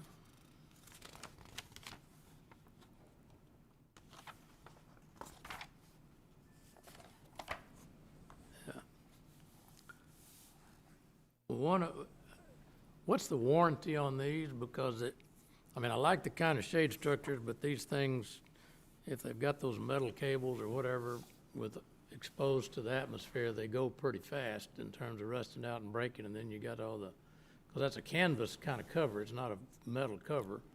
So I was wondering what the warranty is on that being exposed to because those cables are metal or steel or something. And then I'm just interested that it's interesting that usually the smaller the square footage, the more per square foot it costs. On this one, your small one's costing $13.50 a square foot, and your larger one is costing $18.36 a square foot. That, I mean, normally the more square footage you have, the less per square foot it costs you. And it's almost double the price. 1919, well, it is double the price, but it's not double the size. Can you explain that? Good afternoon, Mayor and Council, City Manager Jim Davis, Asset Management.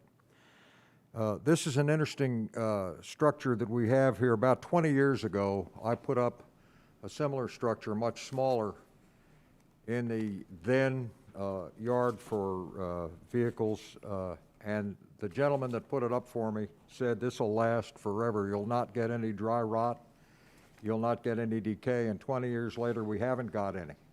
It's amazing. So the answer, so I'm confident what he's done for warranty is he says he'll replace it into the near future. That's what he's going to do. And I suspect that it's more expensive to put up bigger structures because there's a lot more engineering involved to stretch out the structure than it is for a smaller structure like I have there now.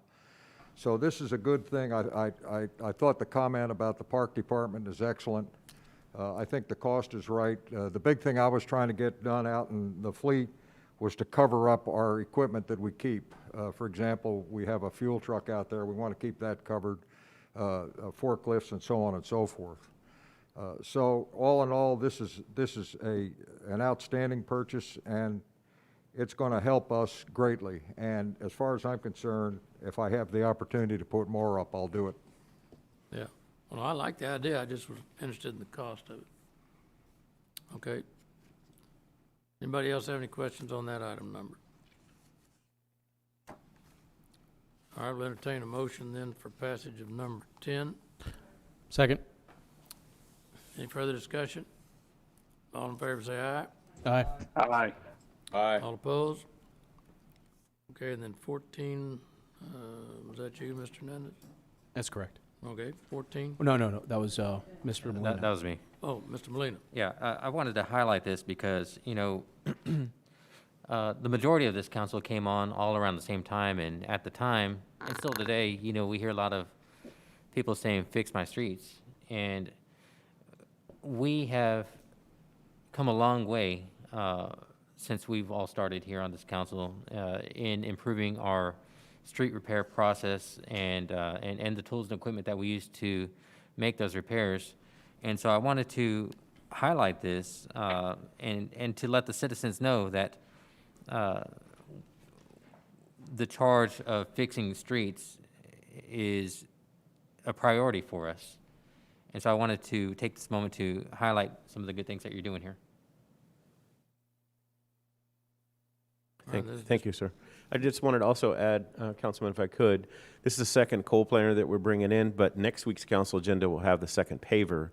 So this will be 2 paving crews we're going to have on board with this unit, and next week a brand new paver as well. So we're going to retrain our staff again and double the amount that we're doing internally in-house. Yeah, that's great news. So if you look up, Councilman, we just want to show some of the pictures of the machine. so this is the coal planer. If you see up on, I have the presentation up. This is the coal planer. It's actually a smaller size coal planer than the first one we bought. And that's for a reason, because we're going to be getting more into smaller neighborhood streets and then also doing the outside lanes. So if you look at all of our arterials and collectors and you see what the damage is on the arterials and collectors, the damage is the outside lanes where buses and heavier truck traffic go through. So we call that long lane line repair. So this milling machine, along with the new paver, will be able to do, and you also see in this council agenda, I know you didn't pull it, but there are also live bottom trailers that are in it. So there's a whole new way of doing business here in Corpus Christi and how we're going to partner all these live bottom insulated trailers, trucks. There were some trucks that right now we use 7-yard dump trucks. Small little dump trucks has one driver. We're going to 26-yarders that does 4 times that amount with one driver. And so being more optimizing our program, but going back through and partnering this milling machine with coal planer, with a new paver, with new trucks, and you're going to see more optimization and more work done internally with our crews. Move to approve. Second. And if you want to see some of these in action, I think, at least when I was coming down Comanche over there, right by the Catholic Church, I don't know whether that's Alameda or what street that cross street is. Yes, sir. They're over there doing that street now. I think it's by that Evans School. Yes, sir. We're in this entire area. We're revitalizing this entire area around City Hall, down up to the crosstown. So you've even got people that are traffic cops out there today for you. Not the traffic police, but your employees. Yes, sir. So they were making sure everybody got through the intersection safely. Yes, sir. All right, there's a motion on 14. All in favor, say aye. Aye. Aye. Mr. Molina, did I miss you? Oh, okay. All right. I didn't hear, all opposed, say nay. All right, item 14 passes. Item 19. 19. Yes, this is something I wanted to highlight because I know this kind of started off with me taking Peter out to Bill Witt, and we didn't have a master plan for that park, and it kind of expanded to making sure we had a master plan for all the parks. And this is something, we have community enrichment funds that we haven't spent because if you have no plan, how do you spend the money properly? So I wanted to highlight that this is something that I know I appreciate a lot, quite a bit, and this is something that I know our Parks and Recreation will benefit from for a long time to come. And I just wanted to highlight and thank Peter for making sure that this happened. So, I second you on that. I mean, literally. No, I think it's wonderful because we need this master plan is so needed, and the vision for Bill Witt is going to, I mean, it's grand, regardless of what you have, and it should be. This is going to be beautiful. So thank you for making this happen, Peter. yeah. And with that, I make a motion to approve. Second. All right, there's a motion and a second on item 19. Any further discussion? All in favor, say aye. Aye. Aye. All opposed? Aye. Aye. Didn't hear any opposed. Okay, that gets us down to Number 30. Oh, sorry. Your mask. okay, gets us over to zoning cases, public hearings. Is that correct? Item 30. That's correct. Yes. Hello, good afternoon, Mayor and Council. Al Raymond, Director of Development Services. Waiting for my presentation to come up. Item number 30. Yes, sir, you're on. I know, I'm waiting for my presentation to be loaded. Oh.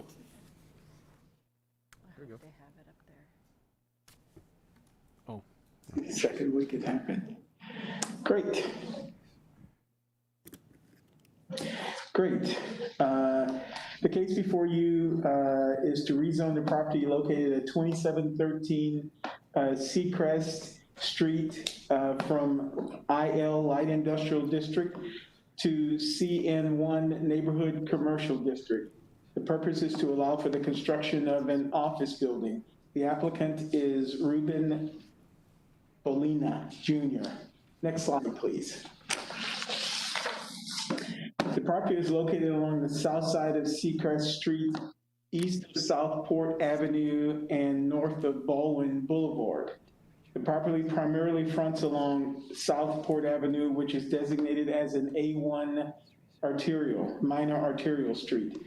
To the north across Seacrest Street are commercial properties zoned IL Light Industrial District. To the south is the U.S. Post Office property, zoned IL Light Industrial District. To the east are existing single-family residences, zoned RS6, Single-Family District 6. And to the west are commercial businesses, zoned IL Light Industrial District. The property is 0.47 acres in size, and it is platted. Next slide, please. As you can see, the proposed rezoning to CN1 Neighborhood Commercial District is consistent with the adopted comprehensive plan. The proposed rezoning is compatible with surrounding properties, and it does not have a negative impact on the surrounding areas. The proposed office building will serve as a buffer between the high traffic volumes on Southport Avenue and the existing single-family residential homes. Next slide, please. Plan Commission and staff recommend approval of CN1 Neighborhood Commercial District. 21 public notices were mailed out. 0 were returned in favor, 1 in opposition, which is 2.84% in opposition, and I stand by for any questions. Anybody have any questions on item number 30? Is the applicant online or want to make any comment? Well, let's open the public hearing. We'll open the public hearing on item 30. Is the applicant available or representative of the applicant? No, I don't think so, sir. All right. Anybody have any comment in favor of or in opposition to the Planning Commission staff recommendation of approval? There were no public comments submitted, Mayor, just so you know. No public comments were received by the For this Secretary's office? particular item. Yes, sir. That's right. No comment. All right, well, To approve. close the public hearing then. Question? Any further, excuse me? Question? Mr. Molina's got his light on. Did you have that? All right, Mr. Hernandez? Yeah, Mr. Raymond, I just out of curiosity, since this is going from light industrial to CN1, is it really necessary to change the zoning in order to build a building like this there? Is it I'm curious as to why. I mean, it seems like it's a lower designation. I mean, what's the reason behind it? Andrew, would you? Sure. Thank you, Councilman. This is Andrew Demas with Development Services. You are absolutely correct. The light industrial district does allow office buildings by right. However, one of the requirements is a 40-foot buffer yard be installed due to the adjacency of single family. So it did render the lot extremely difficult to build on. Instead of going through the Board of Adjustment and trying to seek variance, the cleaner, more long-term solution would be to downzone the property to neighborhood commercial. Okay, perfect. Thank you. All right, thank you. Any other questions? Seeing none, entertain a motion. Okay, I think I heard a motion by Mr. Barrera and a second by Mr. Hunter. Is that correct? It wasn't me, but I will second it. I think it was Okay. Councilman Roy. I think Okay. Everett. Oh, made the Mr. motion. Roy I did, second. okay. All right, there's a motion and a second then. Any further discussion on item 30, Planning Commission and the staff recommend approval? If not, Ms. Worth, you want to call the roll? Yes, sir. So for passage of ordinance number 30 on its first reading, Mayor McComb, Aye. Council members Hunter, Aye. Molina, Aye. Roy, Aye. Smith, Aye. Barrera, Aye. Garza, Aye. Guajardo, Hernandez. Aye. The ordinance passes. All right, item 31 is a zoning case, Petra Dilly. Who's going to present that? Ms. Raymond?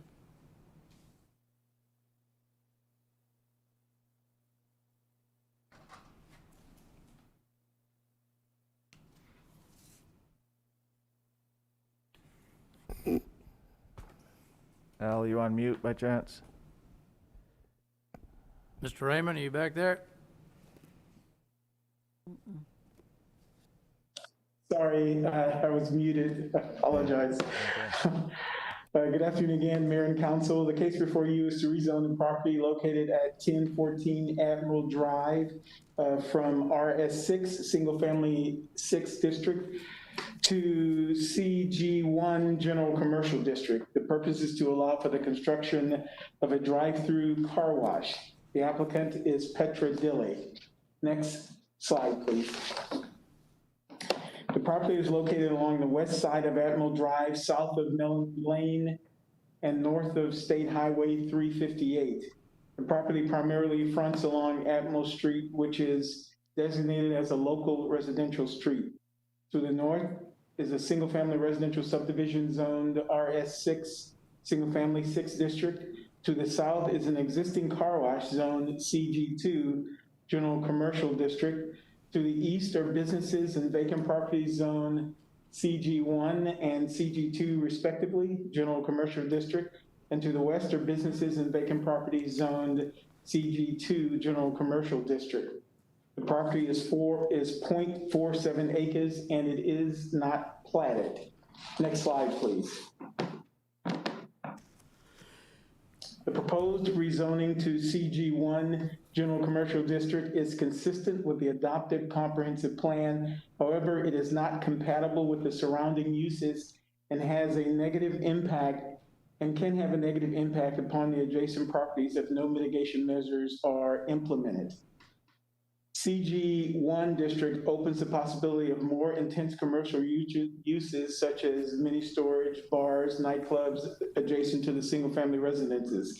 Therefore, C1 neighborhood commercial district is the perfect zoning district, which allows for automatic car washes by right. The automatic car wash with a single bay will have a low impact, commercial use. Next slide, please. Planning Commission and staff recommend denial of CG1 General Commercial District in lieu, therefore, approval of RS6 with special permit, RS6 SP Single Family District 6 with special permit.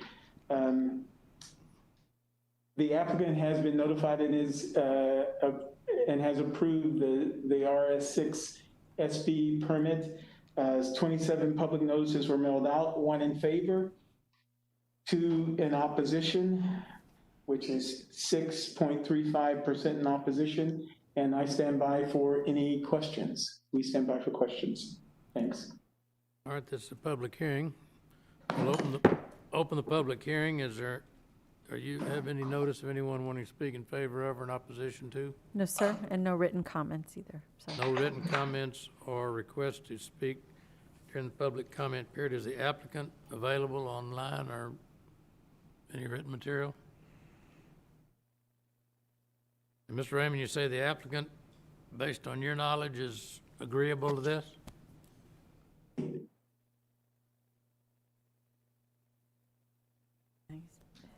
Mr. Raymond? Yes, sir, absolutely. Okay. All right, since there's no public comment, close the public hearing, then council have any comment? Mr. Hernandez? Mayor, I've got a question. Okay, Mr. Rudy, Raymond. excuse me, I'm sorry. Rudy? This is Rudy Garza, yeah, out here in the cloud. Just quick question, Mr. Raymond, we've had some complaints from a neighbor to one of the car washes off of Reagan and Baldwin about noise and that type of thing. Can we just make sure that there's some differences between this particular car wash operation and that one that's existing? And that the car wash feels comfortable, and what we're asking them to do is going to mitigate some of the noise so the decibels don't go above that limit.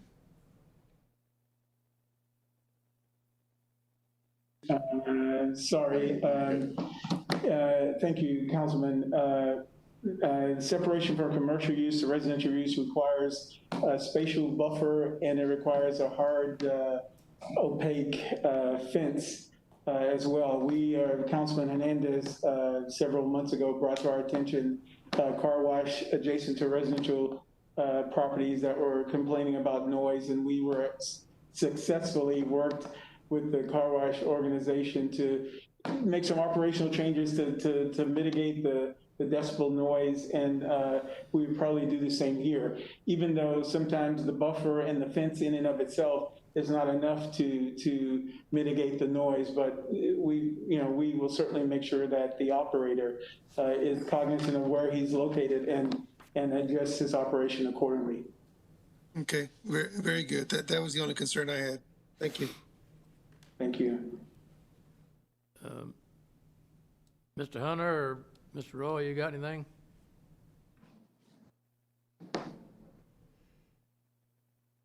Hearing No, none. I'm good. Councilman Roy, no question. Mr. Hernandez? No questions here either, Mayor. Okay, Mr. Okay, Hernandez? well, my questions were, was specifically what Councilman Garza had asked. We did have some issues on one that was on Cimarron that did not have enough sound barrier between the residents and the car wash, and the problem was specifically the blowers that dry the vehicle as they come out. And so I wanted to make sure there was enough setback and either a taller fence or some sort of noise canceling aspect to that fence you don't improve that, even if it doesn't rise to the level of our codes as far as the noise but it's a constant noise, especially on Saturday mornings and afternoons when those blowers are going off constantly. So there's got to be some mitigation for that. So I'll leave that to you, but I want to make sure that there is some protection for the residents behind there. Yes, sir. Okay, thank you. Mr. Smith? Well, and that's what I was going to say. So now if we do this SP zoning, what is the fencing requirement under the alternatives? The fencing requirements are 6 feet in height, and the buffer spacing is 15 feet in length. But like Councilman Hernandez says, that typically is not enough.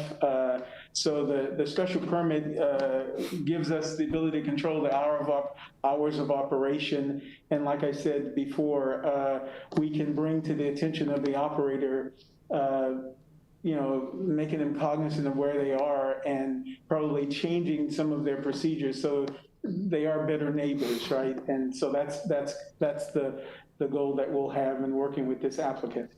Well, yeah, and I think that's really important because one of the neighbors, that's their comment, is the noise. The existing car wash has noise on there, and with the CG zoning, that has a more restrictive fencing requirement. Is that correct or incorrect? It's 6 foot. Yes, sir, it's 6 foot. So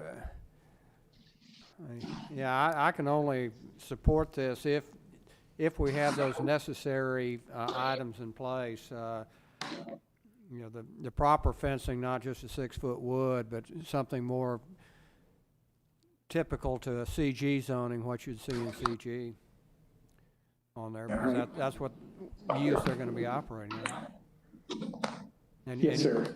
You all can put that in the SP. Yes, sir. Okay, thank you. Mr. Molina? Thank you. Did I, maybe I heard wrong. When you were talking about the fencing and screening here, is it going to be 6 foot on this property or 8 foot? 6. It's 6 feet, sir. Okay. Well, in the report here, it says that it's going to be an 8-foot solid screening fence on the north property line. You might have made that a condition. Is that correct? I'm sorry, give me 1 second. That could be part of the requirement of a special permit, wouldn't it? Yeah. Okay, it is in part of the special permit. Right. Yeah, the special permit can get you covered on that, right? Yes, sir, you're absolutely correct. Yeah, because I see here on page 4 of the staff report, under setbacks and screening, it says a 8-foot solid screen fence shall be built along the northern property line. shared with a single-family residence. And then you have a note here about the noise must not exceed 60 decibels at the property line where adjacent to the residential properties. Do you know if there's any landscaping included that would help mitigate some of that noise? Sure. Thank you, Councilman. This is Andrew Demas with Development Services. The advantage of having more of an open-ended buffer yard is, yes, we can absolutely mandate the points required for a fence, but we do encourage that to acquire some of those landscaping points that can be accrued through the installation of trees or some form of large shrubbery to help dampen that noise. And as the developer submits their building plans, we'll be right there with them to coach them on what type of not only procedural for operation of the business, but what types of tools they have landscaping wise to help dampen that sound. Got it. Thank you, sir.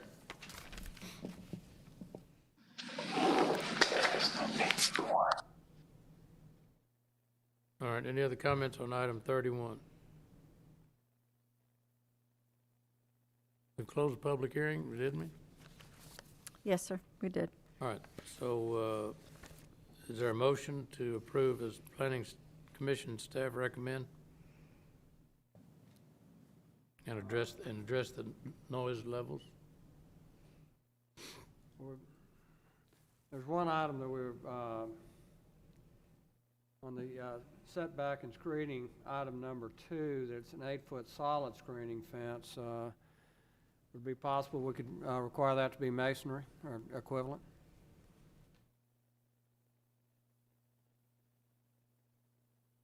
Mr. Raymond?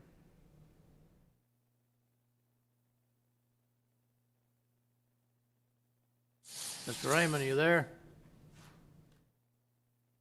I apologize, unmuting myself.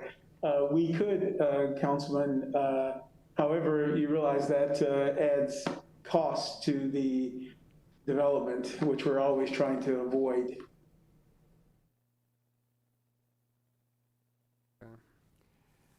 Well, what kind of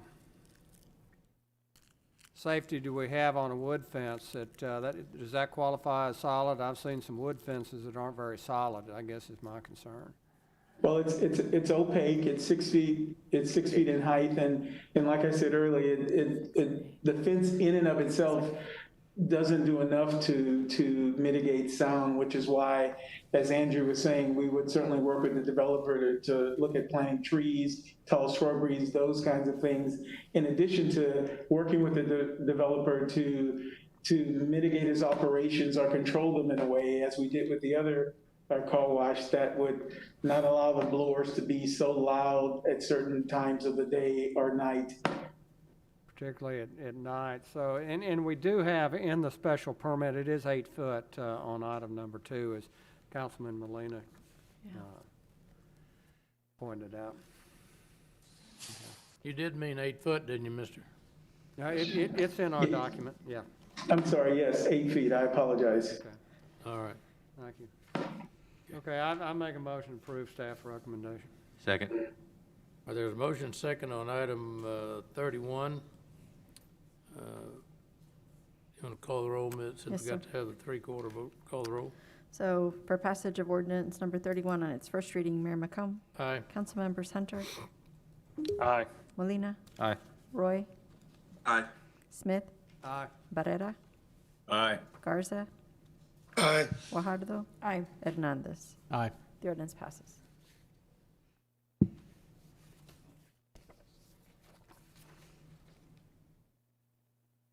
Okay, item 32 is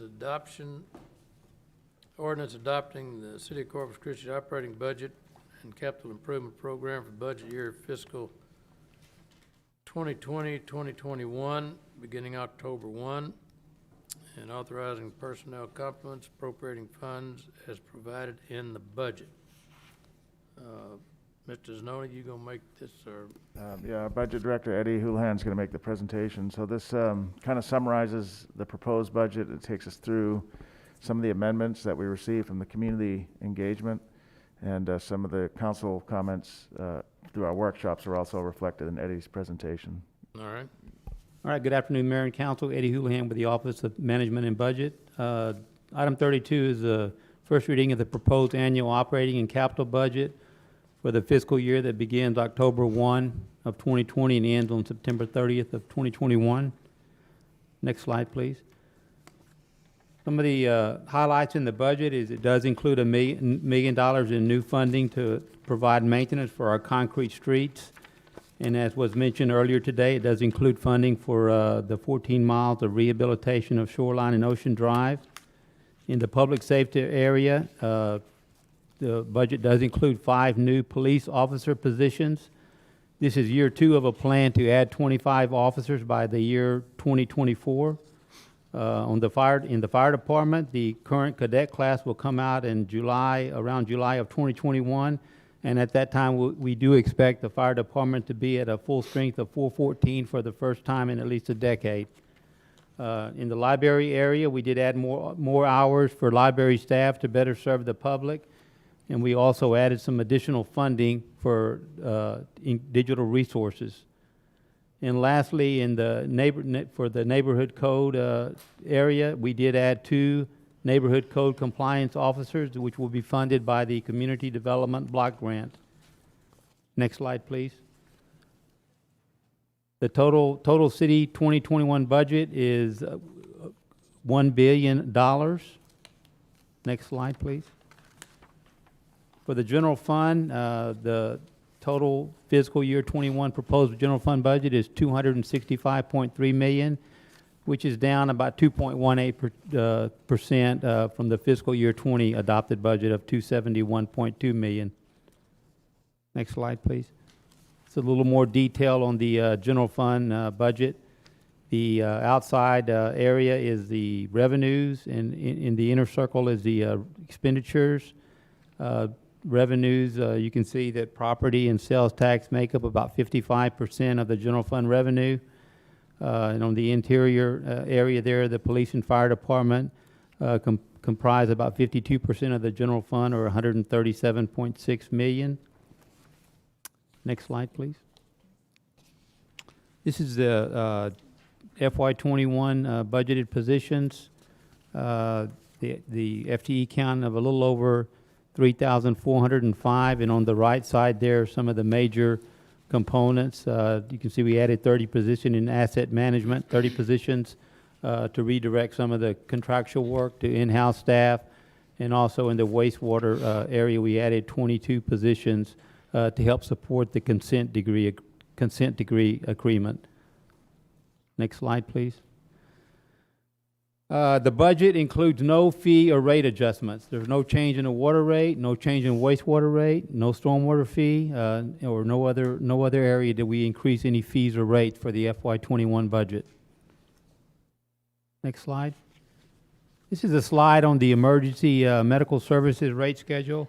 The ordinance does state that we will submit at least annually to the City Council the rate schedule for ambulances. So this is the current fees and also the FY21 recommended fee. The ordinance also states that if the CPI increases by more than 1%, that rates may be adjusted. The CPI did increase by 3% for medical care in the South region, but we are not recommending any fee increases in the EMS area. Next slide, please. During the budget process, we engaged the community, and as a result of that engagement, we did increase the expenditures for the library for digital resources. And we also added a shade structure for South Bay Park. Next slide. At the last workshop on August the 27th, there were some council comments on the litter critter program and the need for more of that program. And after discussions with solid waste, we came to the conclusion that we need more time to look at this program and develop a better program. And we would like to review that program a few months and then come back mid-year with some recommendations for that program. Next slide. During the process, we did have several staff amendments. Most of these you have seen before. These 2 highlighted here you have not seen. We did do have $1.5 million in the development services budget for master plan and impact fee study. This impact fee study and master plan is expected to cost around $2.3 million, or an additional $800,000 of what's budgeted over in development services. So we did add $400,000 in the water and wastewater area for this impact fee study. Next slide. We also, the London ISD did reach out to our Park and Rec department, and it's requested services for the after-hour Kid Power program, formerly known as Latchkey. So we're just waiting on a final signed agreement. So we have put an additional $45,000 in expenditures, an additional $45,000 in revenue for this program. Next slide, please. This is a slide on the capital budget, which amounts to about almost $260 million, $259.9 million. Next slide, please. This is kind of an overview of the budget process. We completed our 4 workshops. We also had 5 budget public input sessions. Today, we're going to have today is a public hearing and the first reading of the budget. And then next week will be the second reading. We also have the tax rate today. So I'll stand by for any questions that you might have. All right. Well, I think this whole process has been pretty exhaustive from the get-go, and you guys have done yeoman's work and come with no tax increase or rate increase. It I think is commendable, and appreciate that. Mr. Hernandez has got a question. Yes, a couple of questions. The funding associated for London, is it normal for our Parks and Recreation to extend outside the city limits?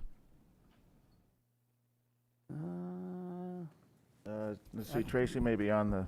I'd see if somebody from Park and Rec is on the line. No? Yes, sir. I'm on the line. So what we understood was because it is part of the ETJ, and because there are other city services that are extended out to the school district, and the school district buildings exist within the ETJ, that was the determination that we could extend the after-school program at London ISD. Okay, it's a paid service, so. It's a 100% fee recovered, Councilman. Right. So Okay. 45 in expense, we're gonna get 45 in revenue from London. I just know that they're outside city limits, so. Yes, sir. Okay. The second portion of this is that last year, when we went through the budget cycle, asked that the capital budget and the operating budget be separated, so we vote on them separately. Is there a reason why we didn't do that this year? I don't have a good reason for that, Councilman. You did ask for that. That slipped my mind. We could We can do that for the second read. Second Councilman. reading. Yeah. If you want to take 2 votes, so you can even do it today if you want. We Yeah. can give you 2 different amounts. We can do it today. Well, I know there was a reason why we couldn't separate them last year. Was there some, what was, can you remind me what that reason was? I don't think we had any reason. It was just in an effort to streamline the council meeting, and there was no reasoning behind that. No specific law or anything that states that we have to do them Okay, together. I think there's still significant problems with the capital budget, so if it's possible, I ask that we separate those 2. Yeah, we can Okay. do that.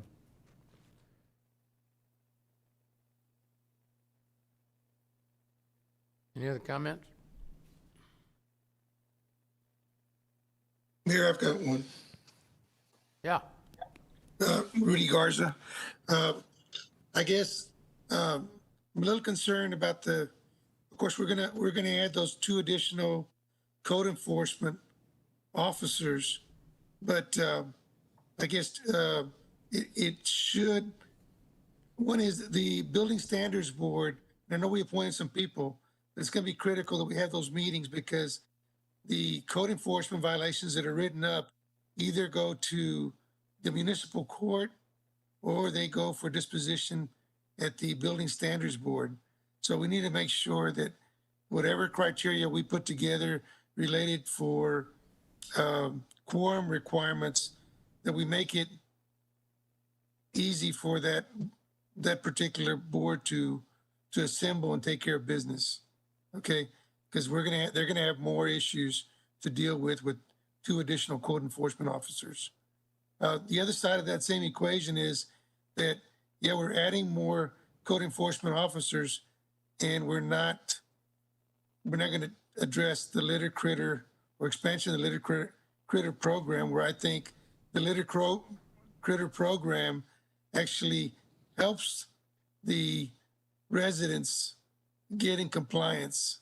Whereas with code enforcement officers, we're gonna cite them and we're gonna push them and punish them toward compliance. And that's just I guess that's just a direction that I have a little bit of difficulty with. Yeah, Councilman, if I can. Only comments. Okay.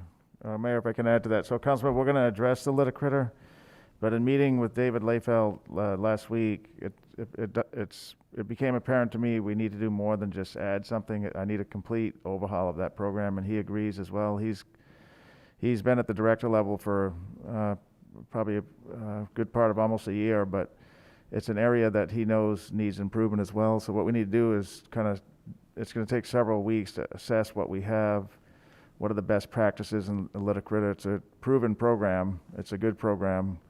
Right now, we're kind of doing it halfway. We need to do it better, and it may take additional dollars. And so I just need a little bit of time to work with David, see what the best practice is, and then we'll bring something either quarter year or mid-year to the council.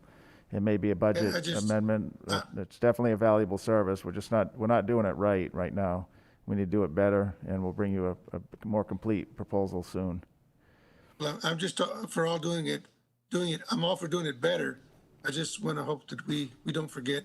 No, we're not going to about this forget. commitment that we're making. Yeah, it needs to be. We need to review that as well as the whole brush program. The Hurricane Hannah brought light to that. We're still picking up brush from Hannah, so we need to review both. They're both kind of similar staff, similar program setups. So we'll be analyzing those and be bringing something back, Councilman. Okay, thank you. Yes, sir. Any other comments on item 32? I'll entertain a motion on item 32 for approval. Make a motion.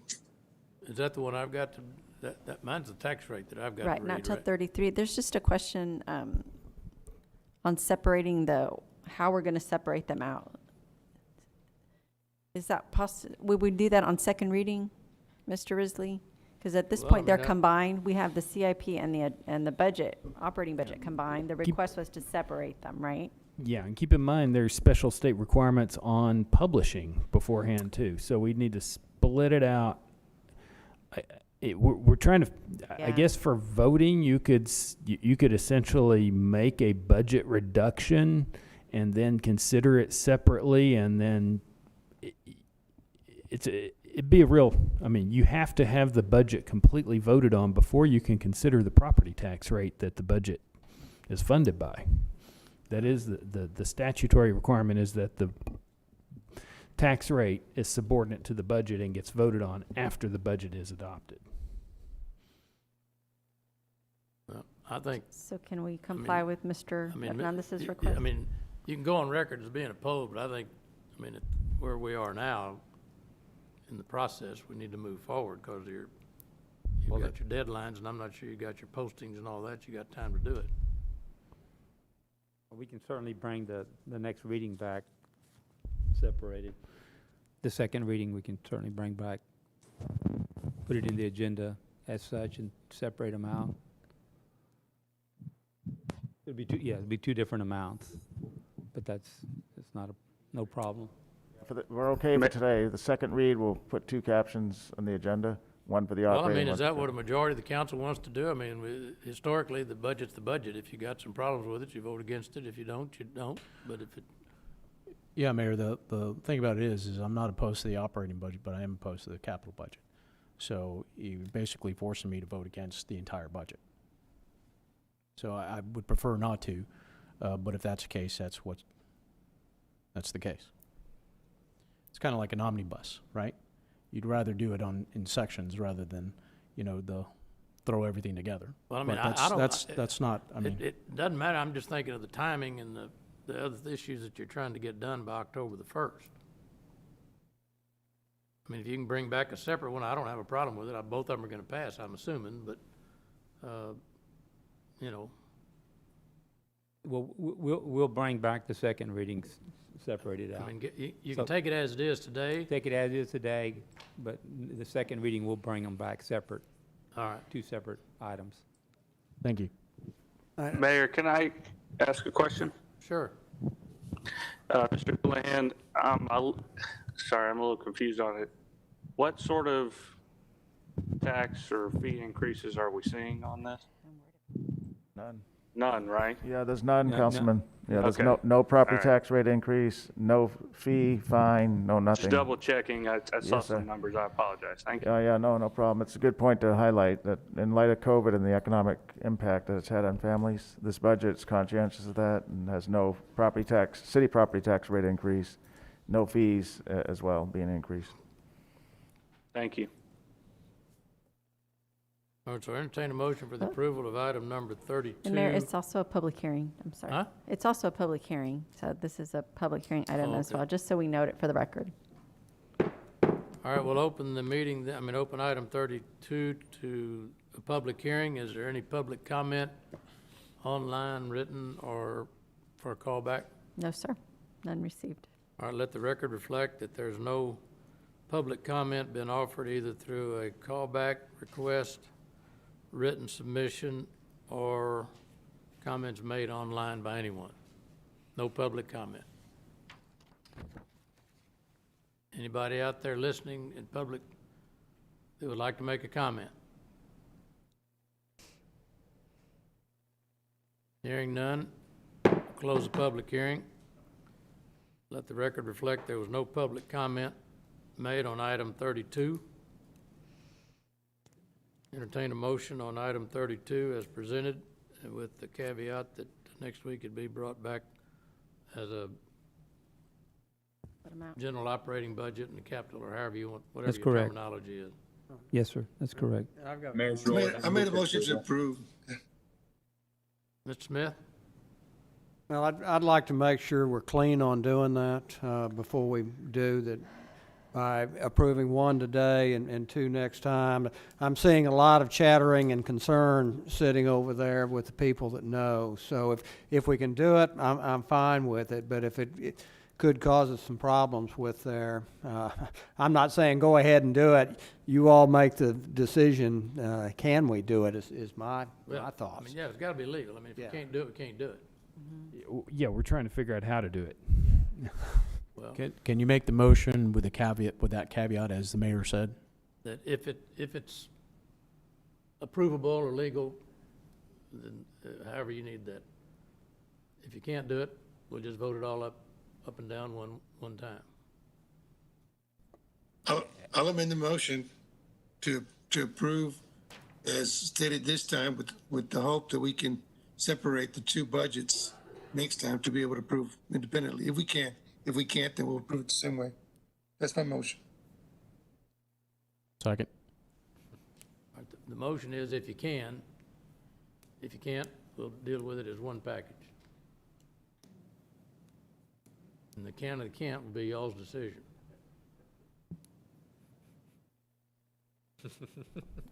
Yeah, that's, Everybody understand the motion?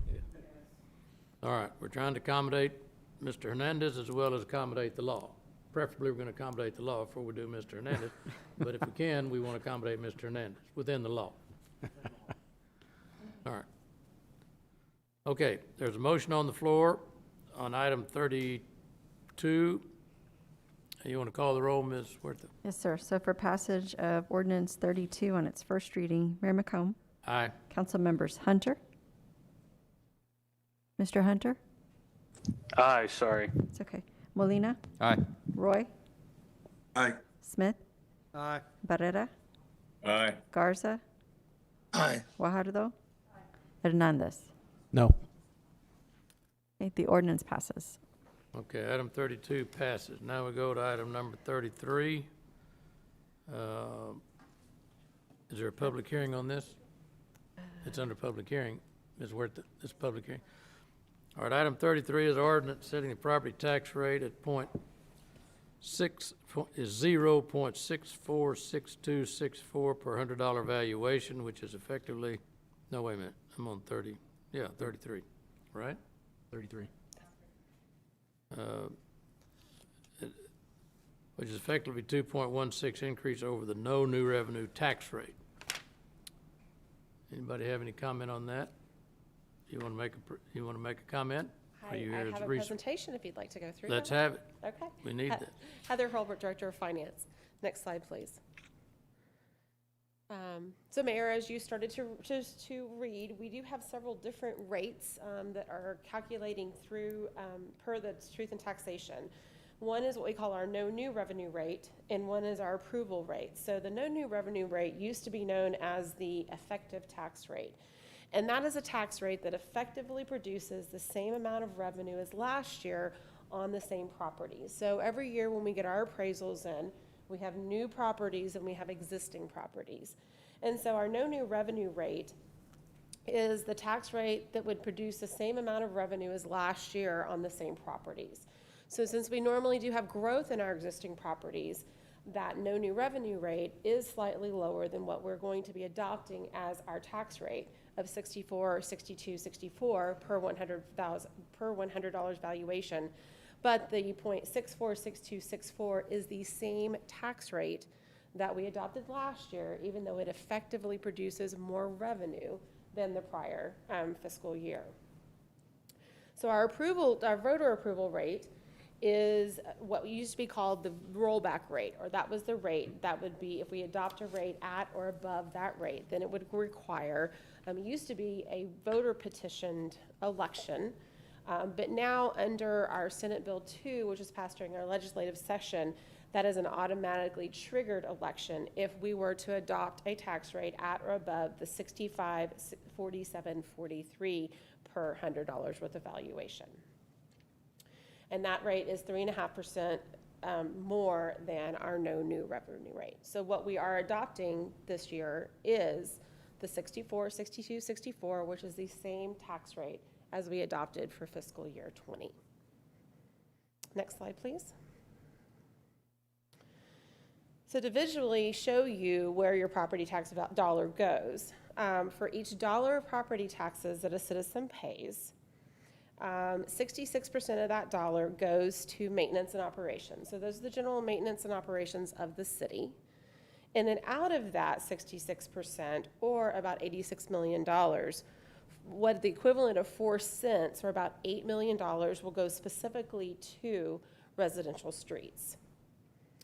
And then 33.95, or about 34% of the dollar, will go to interest and sinking, or to our debt service for our existing tax-supported debt that the city has.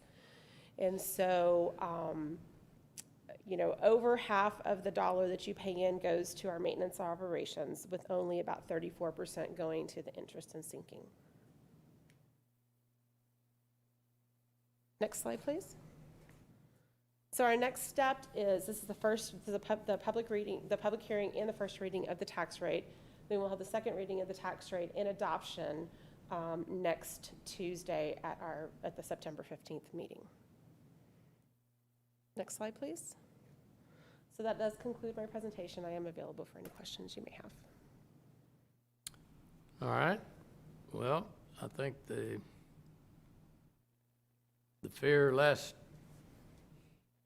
year, I guess, or wasn't last year when the legislature passed it, was the first year that everybody'd go to the 8% just to beat the tax cap, but that didn't happen. No. And it's not happening this year, so Yep. We're not interested in just spending people's money to spend people's money. We want to be efficient with it, so I think that's great.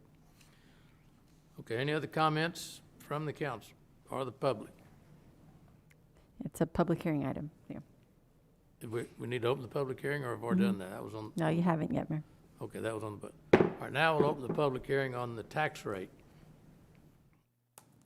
Any public comment received by you written No, sir. Requested or callback requested? No, sir.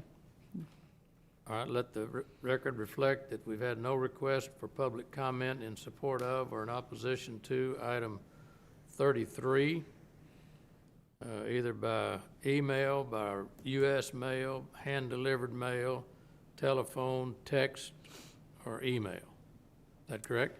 I don't know about text. That's the Well, email, yes. We don't know about text, but 9 out of 10 Yeah, ain't our bad. process is email and phone. All right, So email. that All right. I know, no. No request for public comment. Any council members have any question? All right, we'll close the public hearing. Entertain I've got to read the motion here, right? You need to make a statement, please, Mayor. All right, this is on item 33. I don't see any lights lit up. All right, this is the official statement I've got to read that's prescribed by the legislature that wants us to do our business the way they want us to do their business. It's by the tax code, Mayor. The legislators. Quote, during today's city council meeting, comma, the city council will vote on the first reading of the proposed property tax rate of 0.646264 per $100 valuation for fiscal year 2021, comma, and at the September 15, comma, 2020 city council meeting beginning at 11:30 a.m. at City Hall, comma, the city council will vote on the second and final reading of the proposed property tax rate of 0.646264 per $100 valuation period, end of quote. And I'll entertain a motion for item 33. Mayor, I got a question. Or do I make the motion We were as just, mayor? A council member can make it. Okay. Huh? we were just told that we're not having a tax increase, but this looks like a tax increase. An increase in appraisal values is a tax. Tax rate. Yeah, tax rate, there's no tax rate increase. Do you support what's in the budget, Mr. Hunter? This is why I asked the question just before I said yes to the budget. Okay. So does it, who wants to? I'll make it. All right, Mr. Smith makes a motion. I move that the property tax rate be increased by the adoption of a tax rate of 0.646264 per $100 valuation, which is effectively a 2.16 increase in the tax rate. 2.16% increase, yeah, in the tax rate. Yeah, 2.16% increase in the tax rate. I voted for the budget, and I'm going to vote for this. If you spend it, you got to pay for it. Is there a second? I'll second it. It's rolling. All right, there's a motion and a second on item 33. Ms. Worthy, you want to call the roll? So for passage of ordinance 33 on its first reading, Mayor McComb? Aye. Council members Hunter? No. Molina, Aye. Roy, Aye. Smith, Aye. Barrera, Aye. Garza, Aye. Guajardo, Hernandez. Aye. The ordinance passes. Okay, the regular meeting, now, item number, that's 33, 34. Ordinance ratifying the property tax increase reflected in fiscal year 2020, 2021. Operating budget will be required raising, oh, we already did that. Operating budget will require raising more revenue from property taxes from fiscal year 19, fiscal year 20 to operating budget in the amount of $755,000.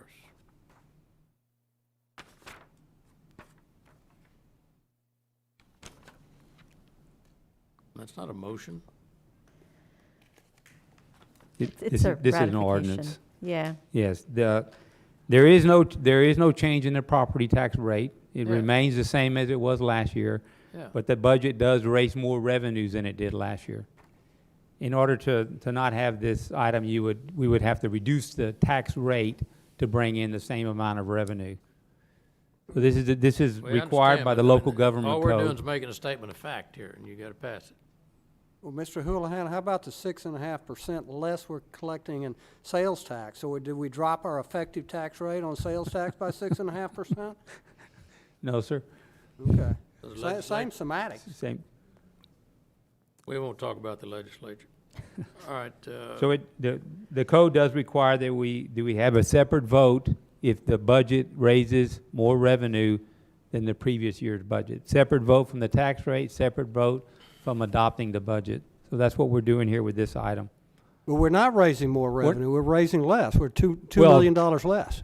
That's correct. Okay. Overall, we're raising less revenue. Okay, so the by whole general saying fund. this, we're really misleading the public because we're raising less revenue. We're required statutorily to say this. to but- mislead the public. Yeah, because we're raising less That's revenue because we're 6.5% less in our sales tax Right. on If you it. remember the slide I put up, the general fund is almost $6 million less in Less. revenues than it was Yeah, in so 2020. the public will be paying $6 million less in the coming year than they did in the last year, even though we're telling them we're taking more from you. Is that correct? Okay, thank you. Overall, that's correct. Yes, sir. Mayor, I have a question. All right, Mr. Hernandez? Yes, I understand Councilman Hunter's concern in terms of the effective tax rate of increasing of 2.16%. But some of this is from new growth, I'm assuming, right? Is there a way that we can look at this from new properties that are adding to the tax base? I mean, we annexed a certain part of the county in recent history, so some of that's probably coming in our direction as opposed to what the valuations are. Is there any way to be able to calculate that out so you can have some separation as to what this 2.16% really includes? Yes, there is a way. I think she showed that on I her dollar calculated bill. before that about 1.7 or 1.8% of the 2.2 is due to new growth. So the majority of it The is- majority the of majority of it, so- is due to new growth. That's So correct. realistically, is that, I mean, I see somebody nodding, saying no over there. Heather, is there some issue?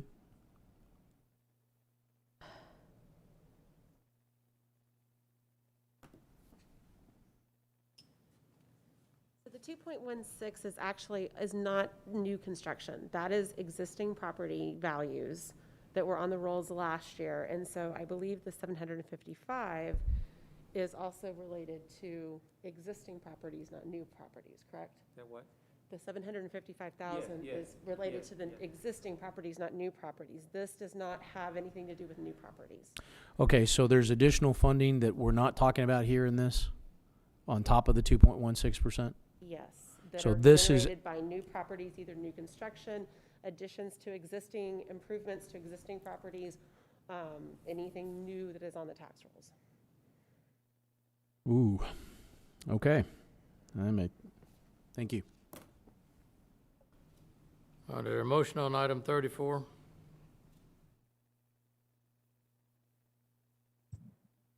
Is there a motion or we need one? We need one, Mayor, a motion to All right, approve. entertain a motion on item 34. I'll make a motion for approval of item second it. 34. And Mr. Barrera seconded. All right, you want to call the roll, please? Yes, sir. So for passage of ordinance number 34 on its first reading, Mayor McComb, Aye. Council members Hunter, No. Molina, Aye. Roy, Aye. Smith, Barrera, Aye. Garza, Aye. Guajardo, Hernandez. No. Okay, no, the ordinance passes. Okay, we got two more things and then we're done. I think we don't have no briefings and no executive sessions, right? That's right, Mayor. All right, well, let's just do these and we'll knock off for lunch and the day. Do you want individual presentations or do them Huh? do you want individual presentations or you want to do those just in a group? 35 and 36? Yes, sir. Uh, The chief's still on, if you want to do a quick summary, chief, just a quick up to you. soundbite. Yeah, I mean, if you got, is he here or are you going to do Chief, it? you still on? Chief Markle? Of course, yes, sir. Yes, sir, just give us a quick, like, 1 second overview of these if you can.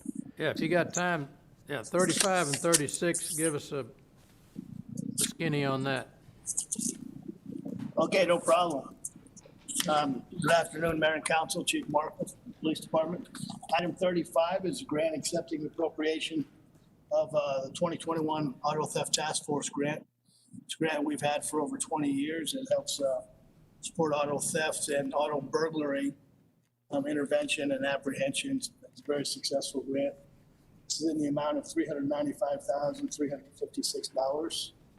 It covers, it pays for 3 sworn officers, 2 civilians. And the city's match is in the form of additional officers, fringe benefits, and some other office space fees that we're allowed to count towards the grant. As you know, the original grant, since we've had it, has dropped our auto theft down by about 50% since its inception. So, and it's maintained there, the use of the grant. And the grant is paid for through the $2 per insurance policy that citizens pay in Texas. I stand by for any questions. All right, and that's, that covered 35 and 36 or just 36 on that theft unit?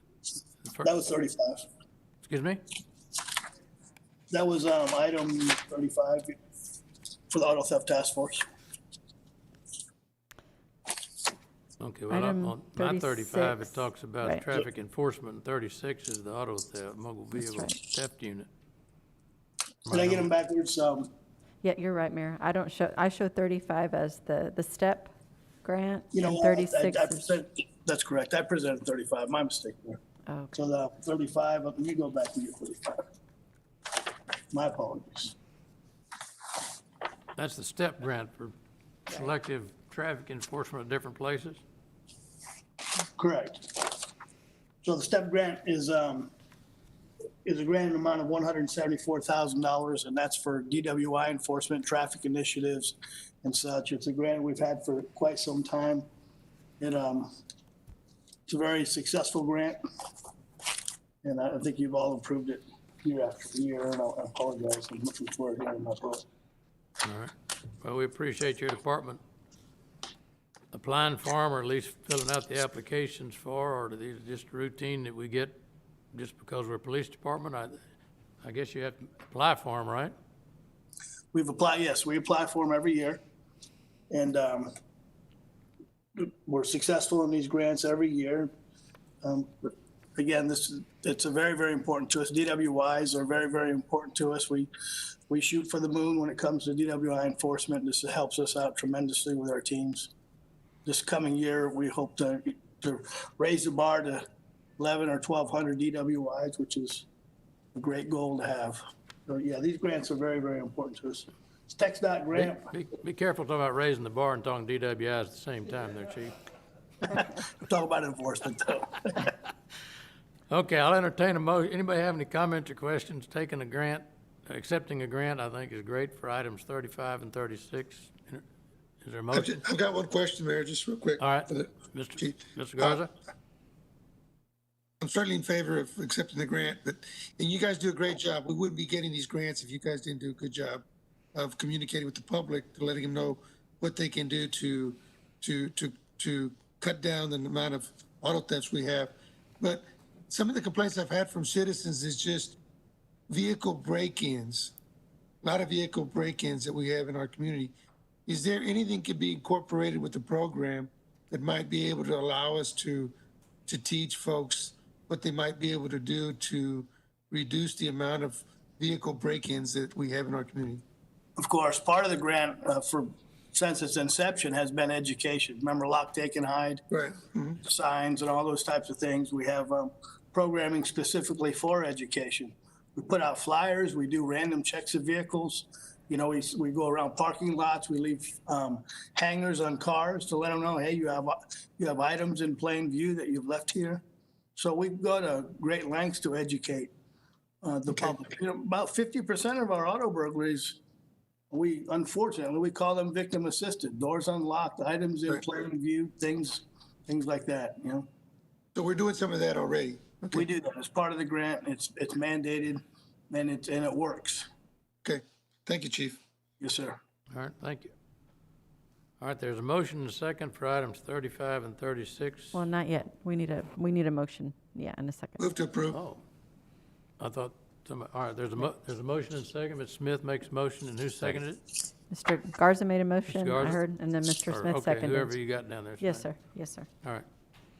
You want to call the roll? Yes, sir. So for passage of ordinances 35 and 36 on their first reading, Mayor McComb? Aye. Council members Hunter? Aye. Molina, Aye. Roy? Aye. Smith? Barrera? Aye. Garza? Aye. Guajardo? And Hernandez. Aye. The ordinances pass. All right, we don't have any briefings according to my book, and there's no executive session. Is this correct? That's correct. All right.